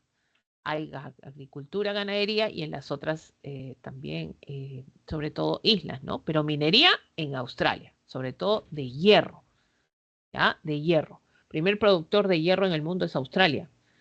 Oro, plata, diamantes, cobre, estaño, plomo, bauxita, zinc, carbón, ¿no? Hay depósitos de petróleo en Nueva Guinea y Australia, ¿no? Entonces, Australia se lleva la minería acá. Actividad forestal. Australia, Papúa Nueva Guinea, en las Islas Salomón, hectáreas de bosques naturales, bosques plantados, están reforestando la zona Nueva Zelanda también. Turismo, chicos, ¿alguna vez quisieran llegar a estas islas maravillosas? Pues bueno, sobre todo en la Polinesia, ¿no? Destaca el turismo de playas, las más visitadas, las de Australia, las islas de Fiji, las islas de Hawái, las islas de Salomón, Tahití, entre otras, ¿ya? Las aguas transparentes, ¿no? Transparentes, corales, por ahí, ¿no? Turquesas destacan en esta zona. Y el turismo, pues, atrae mucho también ingreso para esta población, ¿ya? La industria, desarrollo industrial, miren dónde, Australia. ¿Y dónde más? En Nueva Zelanda, ¿no? Y miren, en estos países son los que más destaca, sobre todo en Oceanía. Está la siderúrgica, química, ¿no? El caso de fertilizantes y petroquímica. Primer productor y exportador de lana de ovino a nivel mundial. ¿Quién es? Australia. ¿Ya? Australia. Muy bien, chicos. Estas son las claves de la semana de geografía. Vamos a pasar a educación física, física, digo, cívica, rapidito. Nos toca el último tema, ¿ya? De educación cívica. En el caso de educación cívica, vamos a ver sistema de seguridad y defensa nacional. Vamos a dejar de presentar, descartar. Y nos vamos... No, pues no, me equivoqué, pues chicos, también, ya, perdonen.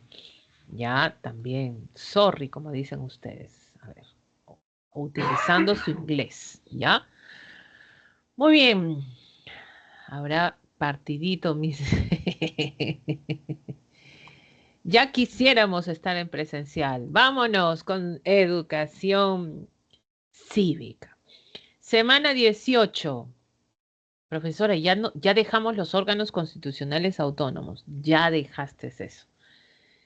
Ahora nos vamos a un tema relacionado con Sistema de Seguridad y Defensa Nacional. Profesora, nosotros estamos organizados para protegernos ante cualquier situación que pueda presentarse.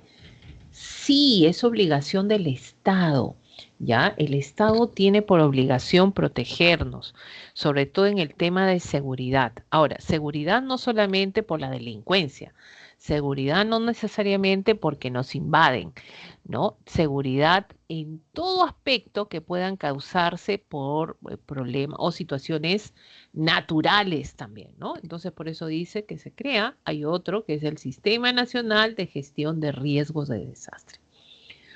Roles constitucionales de las Fuerzas Armadas y la Policía Nacional del Perú, ¿ya? Nuestra querida, antes la Policía Nacional no existía, ¿no? Esto con el gobierno de Alan García recién es que se creó. Profesora, no, había la Guardia Republicana, la Guardia Civil y la Policía de Investigaciones del Perú, ¿no? ¿Qué hizo Alan? Lo juntó, melcochó todo, ¿no? ¿Y qué dijo? Ahora va a ser la Policía Nacional del Perú. De ahí tenemos todo esto, ¿ya?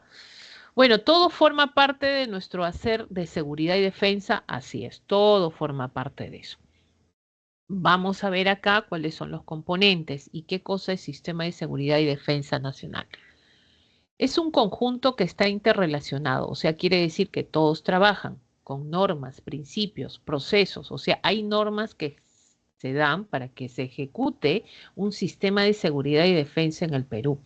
Instrumentos e instituciones que son creadas justamente para aplicar esas normas, estos principios, ¿ya? Por el cual se organizan las actividades de seguridad y defensa nacional para garantizar la defensa de la persona humana.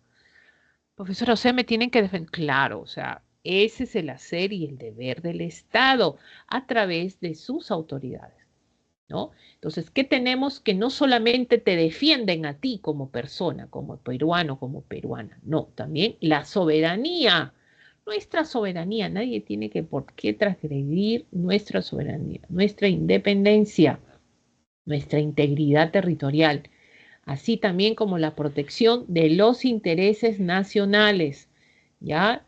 ¿Y quién dirige todo esto? Es el presidente de la República.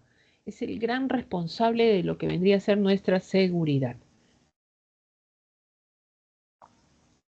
Profesora, entonces todo lo que pueda pasar en el Perú y hayan muertes, hayan cosas así calamitosas, profesora, y no haya habido prevención y todo esto, le echamos la culpa al presidente. Es el gran responsable. Es el gran responsable de todo eso, ¿ya? Y para eso, ¿ya? Y para eso es que se organizan justamente para ver estas normas, los principios de cómo se genera esta defensa de todo nuestro territorio, la parte de la población. Hay formas de organizarse. Entonces ahí se forma lo que es el Consejo de Seguridad y Defensa Nacional. COSEDENA, ¿ya? COSEDENA. Entonces, como su nombre lo dice, consejo. El consejo se forma, ¿no? Es una reunión, todos ahí se reúnen, ¿no? Ministros, ahí están las autoridades regionales, ¿no? Gobiernos regionales. ¿Y quién lidera este consejo? Va a ser el presidente de la República. No, en este caso sería nuestra presidenta, ¿ya? Entonces ahí está liderando el consejo. Ahora, ¿para qué se reúne este consejo?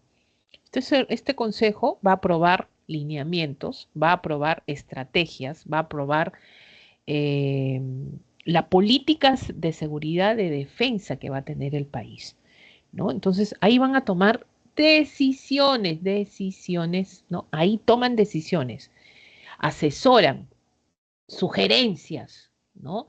Todo liderado por quién? Por el presidente. Oye, ¿qué está pasando en el Perú? ¿No? Están hablando de que van a haber desastres en tal lugar. Ya, ¿quiénes tienen que trabajar? ¿Dónde está el SINAGER? Ya, que se active el SINAGER. O sea, el Consejo de Seguridad y Defensa Nacional es un consejo rector, ¿ya? Que va a generar lineamientos, estrategias para llevar nuestro proceso de seguridad general. Entonces de acá salen las pautas. ¿A quién le toca trabajar? ¿Cómo van a trabajar? Bueno, vamos a aplicar una norma, un decreto supremo que hable de un estado de emergencia. Por ejemplo, de acá se toman las decisiones, ¿no? Y luego vienen las instituciones que aplican esas decisiones, o sea, van a aplicar esas decisiones. Entonces, primero es el consejo, otro componente es el DINI. Profesora, ¿y esto qué es? Dirección Nacional de Inteligencia del Perú, ¿ya? En otras palabras, ¿qué cosa es el DINI? Estamos hablando, pues, no es otra cosa, chicos, que el sistema de que todo lo tiene que saber, ¿ya? Inteligencia, como se dice, es el sistema que está controlando, así, sin que te des cuenta, qué es lo que está pasando, investigando las situaciones que pasan y amenazan nuestra seguridad nacional. Por ahí en este salón debe haber un DINI, y de repente, profesora, ¿cómo está dictando usted la clase? Eso es un sistema de inteligencia, ¿no? Está averiguando, está camuflándose, está viendo, todo en favor de identificar las amenazas que confronta la seguridad nacional. Entonces uno dice, profesora, ¿y quién nombra a los directores de la DINI y todo eso? Pues son los ministerios, ¿no? Los ministerios. No estamos hablando de directores de inteligencia que van a justamente que tienen esta responsabilidad. ¿No? Entonces, acuérdate, no sé, por historia lo debes saber, Vladimiro Montesinos, ¿no? ¿No? Sistema de inteligencia del Perú, claro, era nombrado por el Poder Ejecutivo, es por eso que hubo relación política y con esto de la corrupción, pues también se interviene acá, ¿no? Entonces ahí hay responsabilidades también, ¿ya? Vamos a ver por ese lado. Ahora, y también los ministerios, organismos públicos, gobiernos regionales y locales, ¿ya? Justamente lo que se ha acordado acá en el Consejo, ¿quiénes lo aplican? Lo aplican ellos, ¿no? Oye, ¿saben qué? Vamos a presupuestar una ayuda para una zona que ha sufrido, pues, estragos de inundación, etcétera. ¿Cuáles son los gobiernos regionales de donde las zonas afectadas? Muy bien, los gobiernos regionales con los locales trabajan, ¿no? Los ministerios competentes también están en ese ámbito, los ministerios del Interior, por ejemplo, la Policía Nacional se traslada a estos lados. Entonces, ¿de dónde vienen estas disposiciones? ¿De dónde? Del Consejo. El Consejo es el que da sobre todo la normativa, ¿ya? Estos expresan la normativa, ¿no? Las sugerencias, las estrategias, los planeamientos, ellos son los que hacen esto y quienes lo aplican, lo ejecutan, ahí está. ¿No? Todos ellos, ministerios, organismos públicos, gobiernos regionales, que aplican y ejecutan, ¿no? Implementan la política de seguridad y defensa nacional en el ámbito de su competencia. ¿Ya? Entonces son los tres elementos que forman parte del sistema de seguridad y ahora vamos a ver uno relacionado sobre todo con el sistema de riesgo. Una cosa es, chicos, una cosa es de repente nuestra seguridad territorial, ¿no? Nuestra integridad de territorio, nuestra soberanía, donde intervienen pues los ministerios, ahí están pues las Fuerzas Armadas, la Policía Nacional, profesora, claro.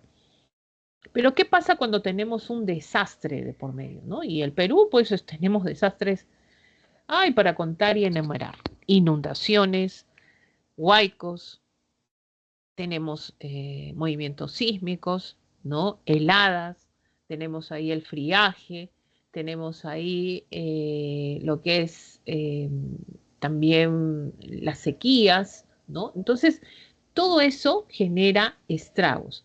Tenemos que estar preparados para saber cómo actuar antes, durante y después en un caso de desastres. Entonces, miren, esto se organizó de esta manera. Se crea el sistema, es un sistema de nacional de gestión de riesgo de desastre, ¿no?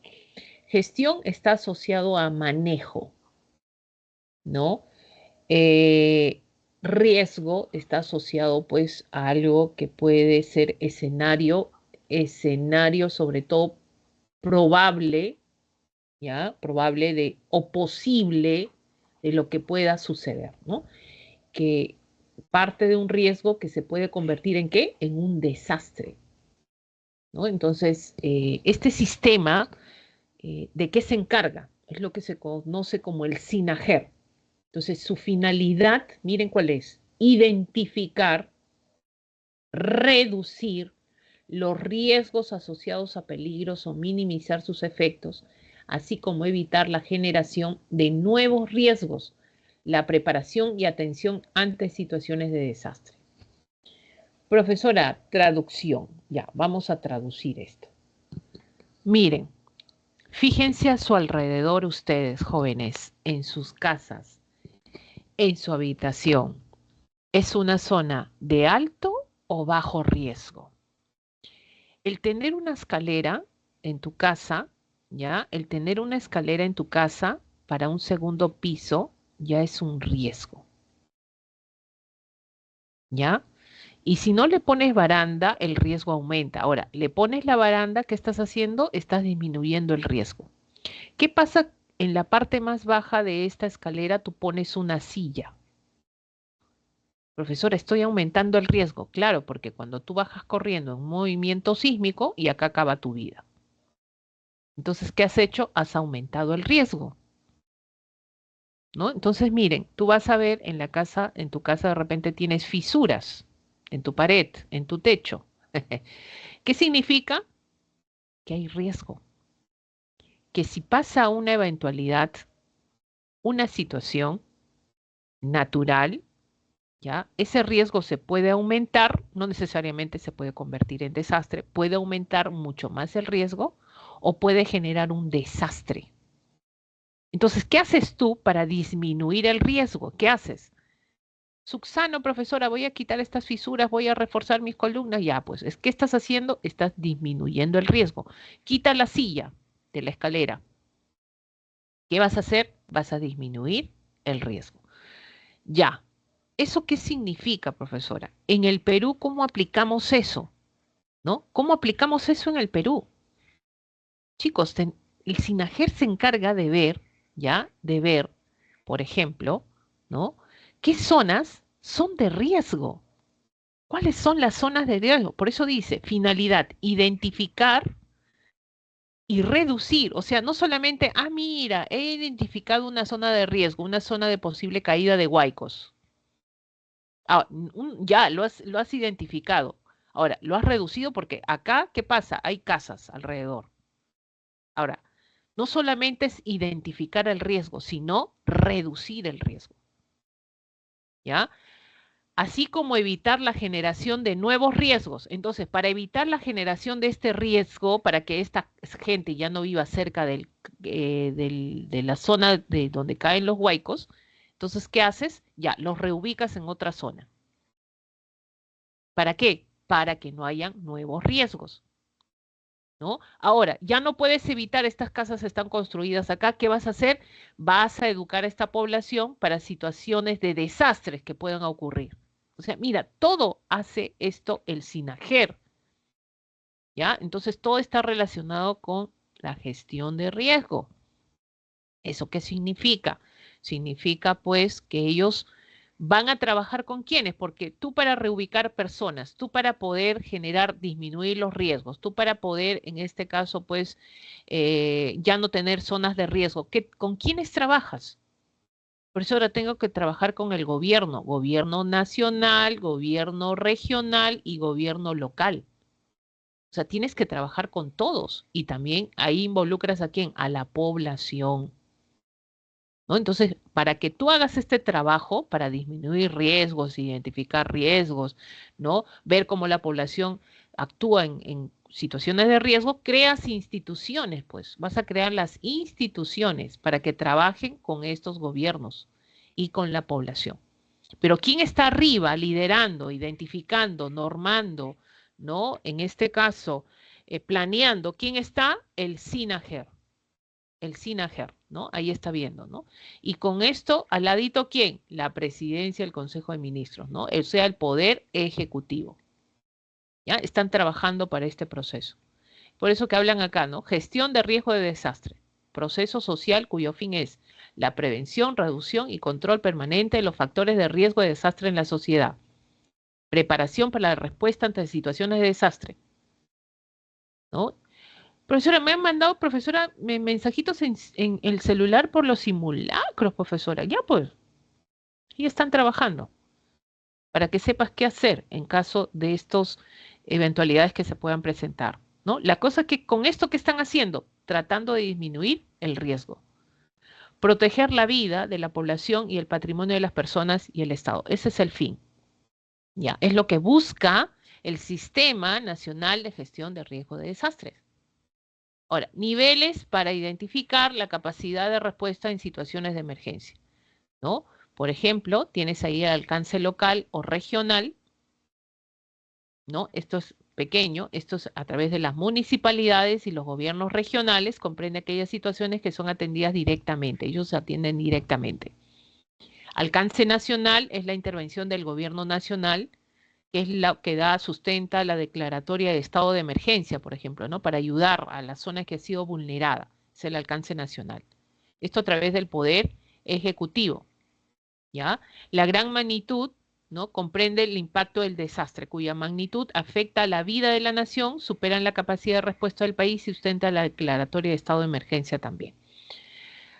Ahora, chicos, miren, ¿quién es la cabeza de todo esto? No olvidemos, la cabeza de todo esto es la presidencia del Consejo de Ministros. ¿Ya? Está dirigiendo todo esto a través con el SINAGER y miren, se dividen en qué? Estas dos columnas que van a generar, trabajar con los gobiernos nacionales, regionales, locales, que es el CENEPRED, INDECI, que es la gestión reactiva, ¿no? Aplica lo que se acuerda justamente para con la población, el INDECI. Son las dos columnas que forman este sistema de emergencia en caso de desastre, ¿no? Que se tiene, son los más próximos. ¿Hay otras instituciones, profesora? Sí, las hay, pero son las que más se conocen como organismos técnicos. Por ejemplo, el CENEPRED, Centro Nacional de Estimación, Prevención, Reducción de Riesgo de Desastre, ¿no? Entonces, miren lo que dice acá. Asesorar al ente rector en el contenido de la Política Nacional de Gestión de Riesgo de Desastre. O sea, él te va a asesorar lo que se ha aplicado en el Consejo, ya, en el Consejo Nacional, con el presidente, que se han reunido todos. Él va a asesorar el contenido de esta política. Brinda asistencia técnica en los 3 niveles. ¿Cuál es? Nacional, regional y local. Miren la gestión que aplica el CENEPRED, prospectiva y correctiva. Eso lo vamos a aplicar ahorita. ¿Ya? Elabora normas, instrumentos técnicos relativos a procesos de estimación de prevención, reducción de riesgo de construcciones. Supervisa la implementación del Plan Nacional de Gestión de Riesgo y componentes y procesos de competencia. Resumen, CENEPRED trabaja con los gobiernos nacional, regional y local. El CENEPRED no trabaja con la población directamente, trabaja con las autoridades.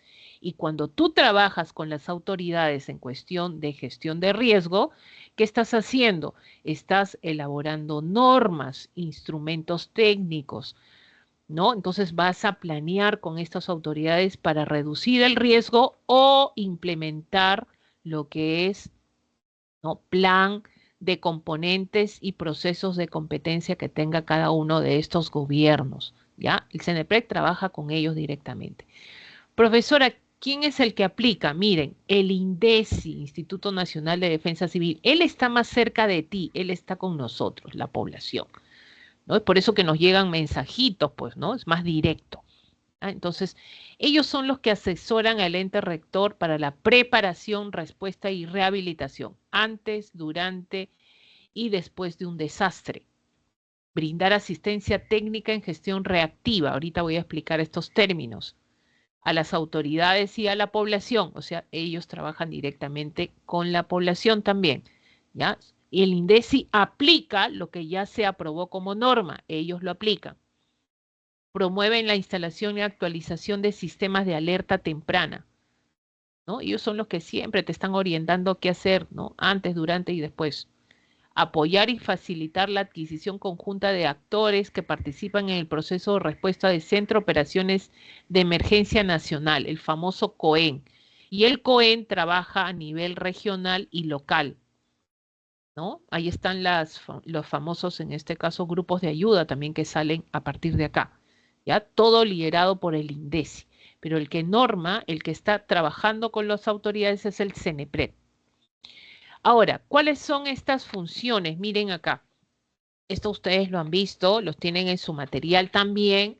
Tenemos la gestión prospectiva, la gestión correctiva y la gestión reactiva, ¿ya? ¿Quién hace la gestión prospectiva? Es el CENEPREC. ¿Quién hace la gestión correctiva? El CENEPREC. El reactiva, el único que se reactiva es el INDECI. Ahora, ¿qué significa prospectiva? Prospectiva se interviene el riesgo aún no existente, chicos, o sea, no hay riesgo acá, ¿ya? Interviene para acciones para evitar y prevenir el riesgo futuro. ¿Cómo tú previenes que en una zona no exista riesgo a futuro? Eso es prospectiva. ¿A través de qué? A través de normas, ¿no? Un decreto, una ley que diga que está prohibido que tú habites zonas húmedas, zonas en la zona de los cauces de los ríos. Una norma que diga que no puedes habitar zonas que están cerca de quebradas secas, que pueden caer huaicos. Eso es prospectiva. ¿Por qué? Porque estás evitando un riesgo futuro. ¿Y cómo evitas eso? A través de normas, planes de ordenamiento, ¿no? Ordenamos cómo debe vivir la población, cerca de qué, cerca de no debe estar en tal lugar. Eso es prospectiva. Ahora, la correctiva, como su nombre lo dice, es corregir el riesgo. O sea, tú vas al lugar, uy, ya hay riesgo, pues hay que corregirlo. Entonces, ¿cómo corriges? Por ejemplo, tú vas a ver que este río se está descolmatando, ¿no? ¿Para qué? Porque sabemos que va a haber lluvias y va a crecer y va a inundar la zona. Entonces, para evitar el riesgo, voy a generar una gestión correctiva. Entonces, voy a mitigar el riesgo. Entonces, descolmato, pongo muros de contención, ¿no? Y de esa manera prevengo un desastre, ¿no? Eso es correctiva. Por ejemplo, reubicar a unas personas que están asentadas en cerca de los cauces de los ríos o cerca de los, en este caso, donde caen los huaicos, eso es corregir, eso es correctiva, la reubicación, ¿ya? Eso es correctivo. ¿Listo? La reactiva son las acciones y medidas destinadas a enfrentar el desastre. Interviene sobre el riesgo no resuelto. Entonces, ¿qué quiere decir esto, chicos? Reactiva, acá quien viene, el INDECI. El INDECI te dice, mira, acá el riesgo no se ha corregido. Esta gente se ha quedado acá donde está el huaico. O sea, la quebrada seca. Va a caer el huaico, no se ha corregido, entonces hay que educar a esta gente qué hacer antes, durante y después del desastre. Interviene, sobre todo en este caso, ¿quién? El INDECI, ¿ya? Medidas que minimizan probables daños y pérdidas. Entonces hay que decir, hay que orientar a la población para que los desastres no sean tan grandes. ¿Cuál de estos tres hace más el Perú? Chicos, más hacemos reactiva. ¿ya? Actuamos más cuando ya hay el desastre, cuando ya tenemos que enfrentar el desastre, no hemos reducido el riesgo. Eso hacemos más. Eso de prevención para no tener riesgo, eso de corregir, lo hacemos muy poco. Entonces, ¿quiénes trabajan acá, profesora? Las autoridades, pues, con el CENEPRED, ¿no? Pero el que está trabajando ahí diciéndote, oye, cuidado, cuidado con los tsunamis, cuidado con, ¿no? Es el INDECI, sobre todo, ¿ya? Entonces acá tenemos, por ejemplo, los componentes, prospectivo, correctivo y reactivo. El reactivo es el INDECI, el CENEPRED es prospectivo y correctivo. Ahí tienes, por ejemplo, ¿qué hace el CENEPRED? Realiza la estimación del riesgo, los peligros, los análisis que pueden haber, las vulnerabilidades, la prevención del riesgo, evitar la generación de riesgos en la sociedad, acciones para reducir la vulnerabilidad y preparar. La preparación de acciones para anticiparse a un desastre, eso lo hace el INDECI, esto es reactivo. Cuando se produce el desastre, acciones ante el peligro inminente, eso es INDECI, eso es reactivo. La rehabilitación de servicios básicos, indispensables, por ejemplo, alimentos, medicinas, primeros auxilios, eso es INDECI, eso es reactivo ante un desastre. Y la reconstrucción, porque ya no quieres tener riesgos futuros, ¿quién lo hace? El CENEPRED, que es un componente correctivo. ¿Ya?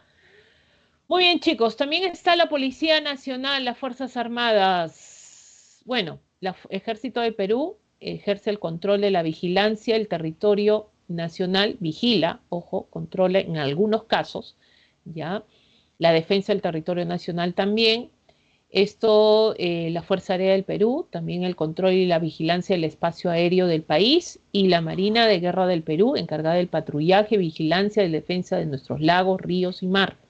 ¿Ya? No solamente es el mar, la Marina de Guerra, todo lo que tenga que ver con lagos, ríos. Es por eso que Bolivia, imagínense, tiene su Marina de Guerra, pues en el lago Titicaca, claro que sí. Las Fuerzas Armadas y la Policía Nacional no son deliberantes. Profesor, ¿eso qué significa?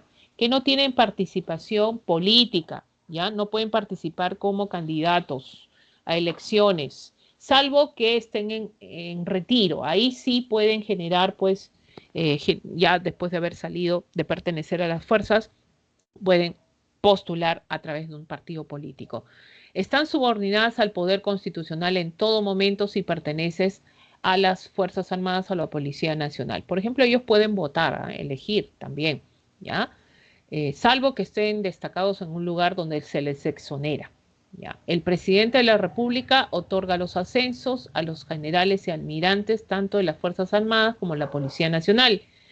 En caso de delitos de función de miembros, o sea, hay delitos, ellos tienen su fuero respectivo, porque hay un código de justicia militar, ¿ya? Dentro de sus funciones. Profesora, y si matan a alguien y, eso se va al foro común, pues al foro civil, ¿no? Porque ha habido un asesinato de por medio, etcétera, ¿no? Pero es dentro de ellos, hay delitos de funciones de ellos, tienen su código de justicia militar, pero si es un delito que han cometido el foro civil, el poder judicial, ¿no? Las Fuerzas Armadas y la Policía Nacional participan en el desarrollo económico y social del país, en la defensa civil, sí, participan por disposición del Poder Ejecutivo, ¿ya? O el Congreso también, ¿no? Que permite el ingreso al Congreso, que pueden ingresar, sí, salvo disposiciones que tengan ellos.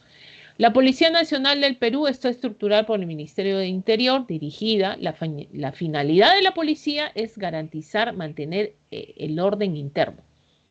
Patrullajes, plan de seguridad ciudadana, presta protección, ayuda a las personas, a la comunidad. Esa es su función, ¿eh? Vigila y controla fronteras. Ojo, cuando ustedes van a ingresar, los que estén ahí en los aeropuertos, por ejemplo, es la Policía Nacional, ¿no? No sé si habéis visto Alerta Aeropuerto. No han visto pues a las Fuerzas Armadas, ¿no? Ahí está la Policía Nacional. Previene, investiga y combate la delincuencia. Eso quisiéramos también, ¿no? También está dentro de sus funciones. Ahora, la Constitución política, en el artículo 137, habla de los regímenes de excepción. ¿Quién lo hace? El presidente de la República, con acuerdo del Consejo de Ministros, para decretar en todo el territorio nacional o parte de él, ¿no? Dando cuenta al Congreso o a la Comisión Permanente los estados de excepción. ¿Cuáles son los estados de excepción? Estado de emergencia y estado de sitio. Chicos, nunca hemos tenido estado de sitio, ¿ah? Solo ha habido estado de emergencia, nada más. Ahora, ¿cuándo hay estado de emergencia? Cuando se perturba la paz, el orden interno, hay catástrofes, terremotos, inundaciones, pérdidas por ahí, para que no se genere la delincuencia, por ejemplo, ahí es que se pronuncia lo que es el estado de emergencia. Profesora, ¿cómo se emite un estado de emergencia? Mediante decreto supremo, no te olvides, puede ser pregunta, decreto supremo. Graves circunstancias que afectan la vida de la nación, por ejemplo, en el caso de la pandemia, pues, ¿no? Pandemia, que se generó la restricción de ciertos derechos constitucionales. Se puede decretar estado de emergencia, profesora, si no excede los 60 días, requiere un nuevo decreto para su extensión, ¿ya? ¿Qué se restringe? A la libertad y seguridad personal. Ojo, que hay que andar con tu DNI porque te pueden ahí detener, ¿ya?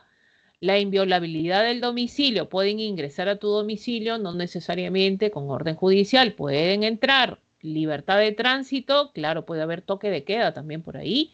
Libertad de reunión, se suspenden las reuniones públicas sobre todo, ¿no? En ninguna circunstancia se puede desterrar a nadie. Jóvenes, las garantías constitucionales no se eliminan. Por ejemplo, ¿ya? Solamente se restringen estos derechos constitucionales de acuerdo a lo que emite el decreto supremo en el Poder Ejecutivo. En un estado de emergencia no es obligatorio que salgan las Fuerzas Armadas, salvo disposición del presidente de la República. Si lo dispone, pueden salir, pero está a cargo el estado de emergencia de la Policía Nacional del Perú, ¿ya? Salvo que diga el presidente o nuestra presidenta salgan, puede salir. Ahora, sitio, el caso de invasión, guerra exterior, peligro inminente que se produzca, guerra civil, peligro inminente que se produzca, bueno, acá se está repitiendo, bueno, guerra civil interna, externa, estado de sitio. 45 días, su prórroga requiere aprobación del Congreso. Chicos, no pueden ser objeto de restricción, o sea, no hay restricción de derechos fundamentales como a la vida, la integridad personal, la libertad de conciencia, religión, al nombre y la identidad, la nacional. Estas cosas no se restringen, no se suspenden. Claro que va a estar relacionado con la libertad, ¿no? Personal, el libre tránsito, ahí se va a restringir un poco, pero estos derechos fundamentales no se, en este caso, restringen, ¿ya? Al decretarse el estado de sitio, el Ejecutivo adquiere un gran poder, el Congreso se reúne en pleno derecho para vigilar la conducta del Ejecutivo, en todo momento. Claro, estamos en proceso de conflicto interno, puede ser externo. Muy bien, chicos, nos vemos la parte del repaso. Estas son las claves de la semana 18 de Educación Cívica. Disculpen, me pasó un poquito. Ya nos estamos viendo la próxima semana. Era necesario explicar algunas cositas. Estas son las claves de la semana 18. Nos estamos viendo la semana 19. No falten, ¿ya? No falten. Semana 19. Vamos a arrancar con todo, chicos. Muy bien.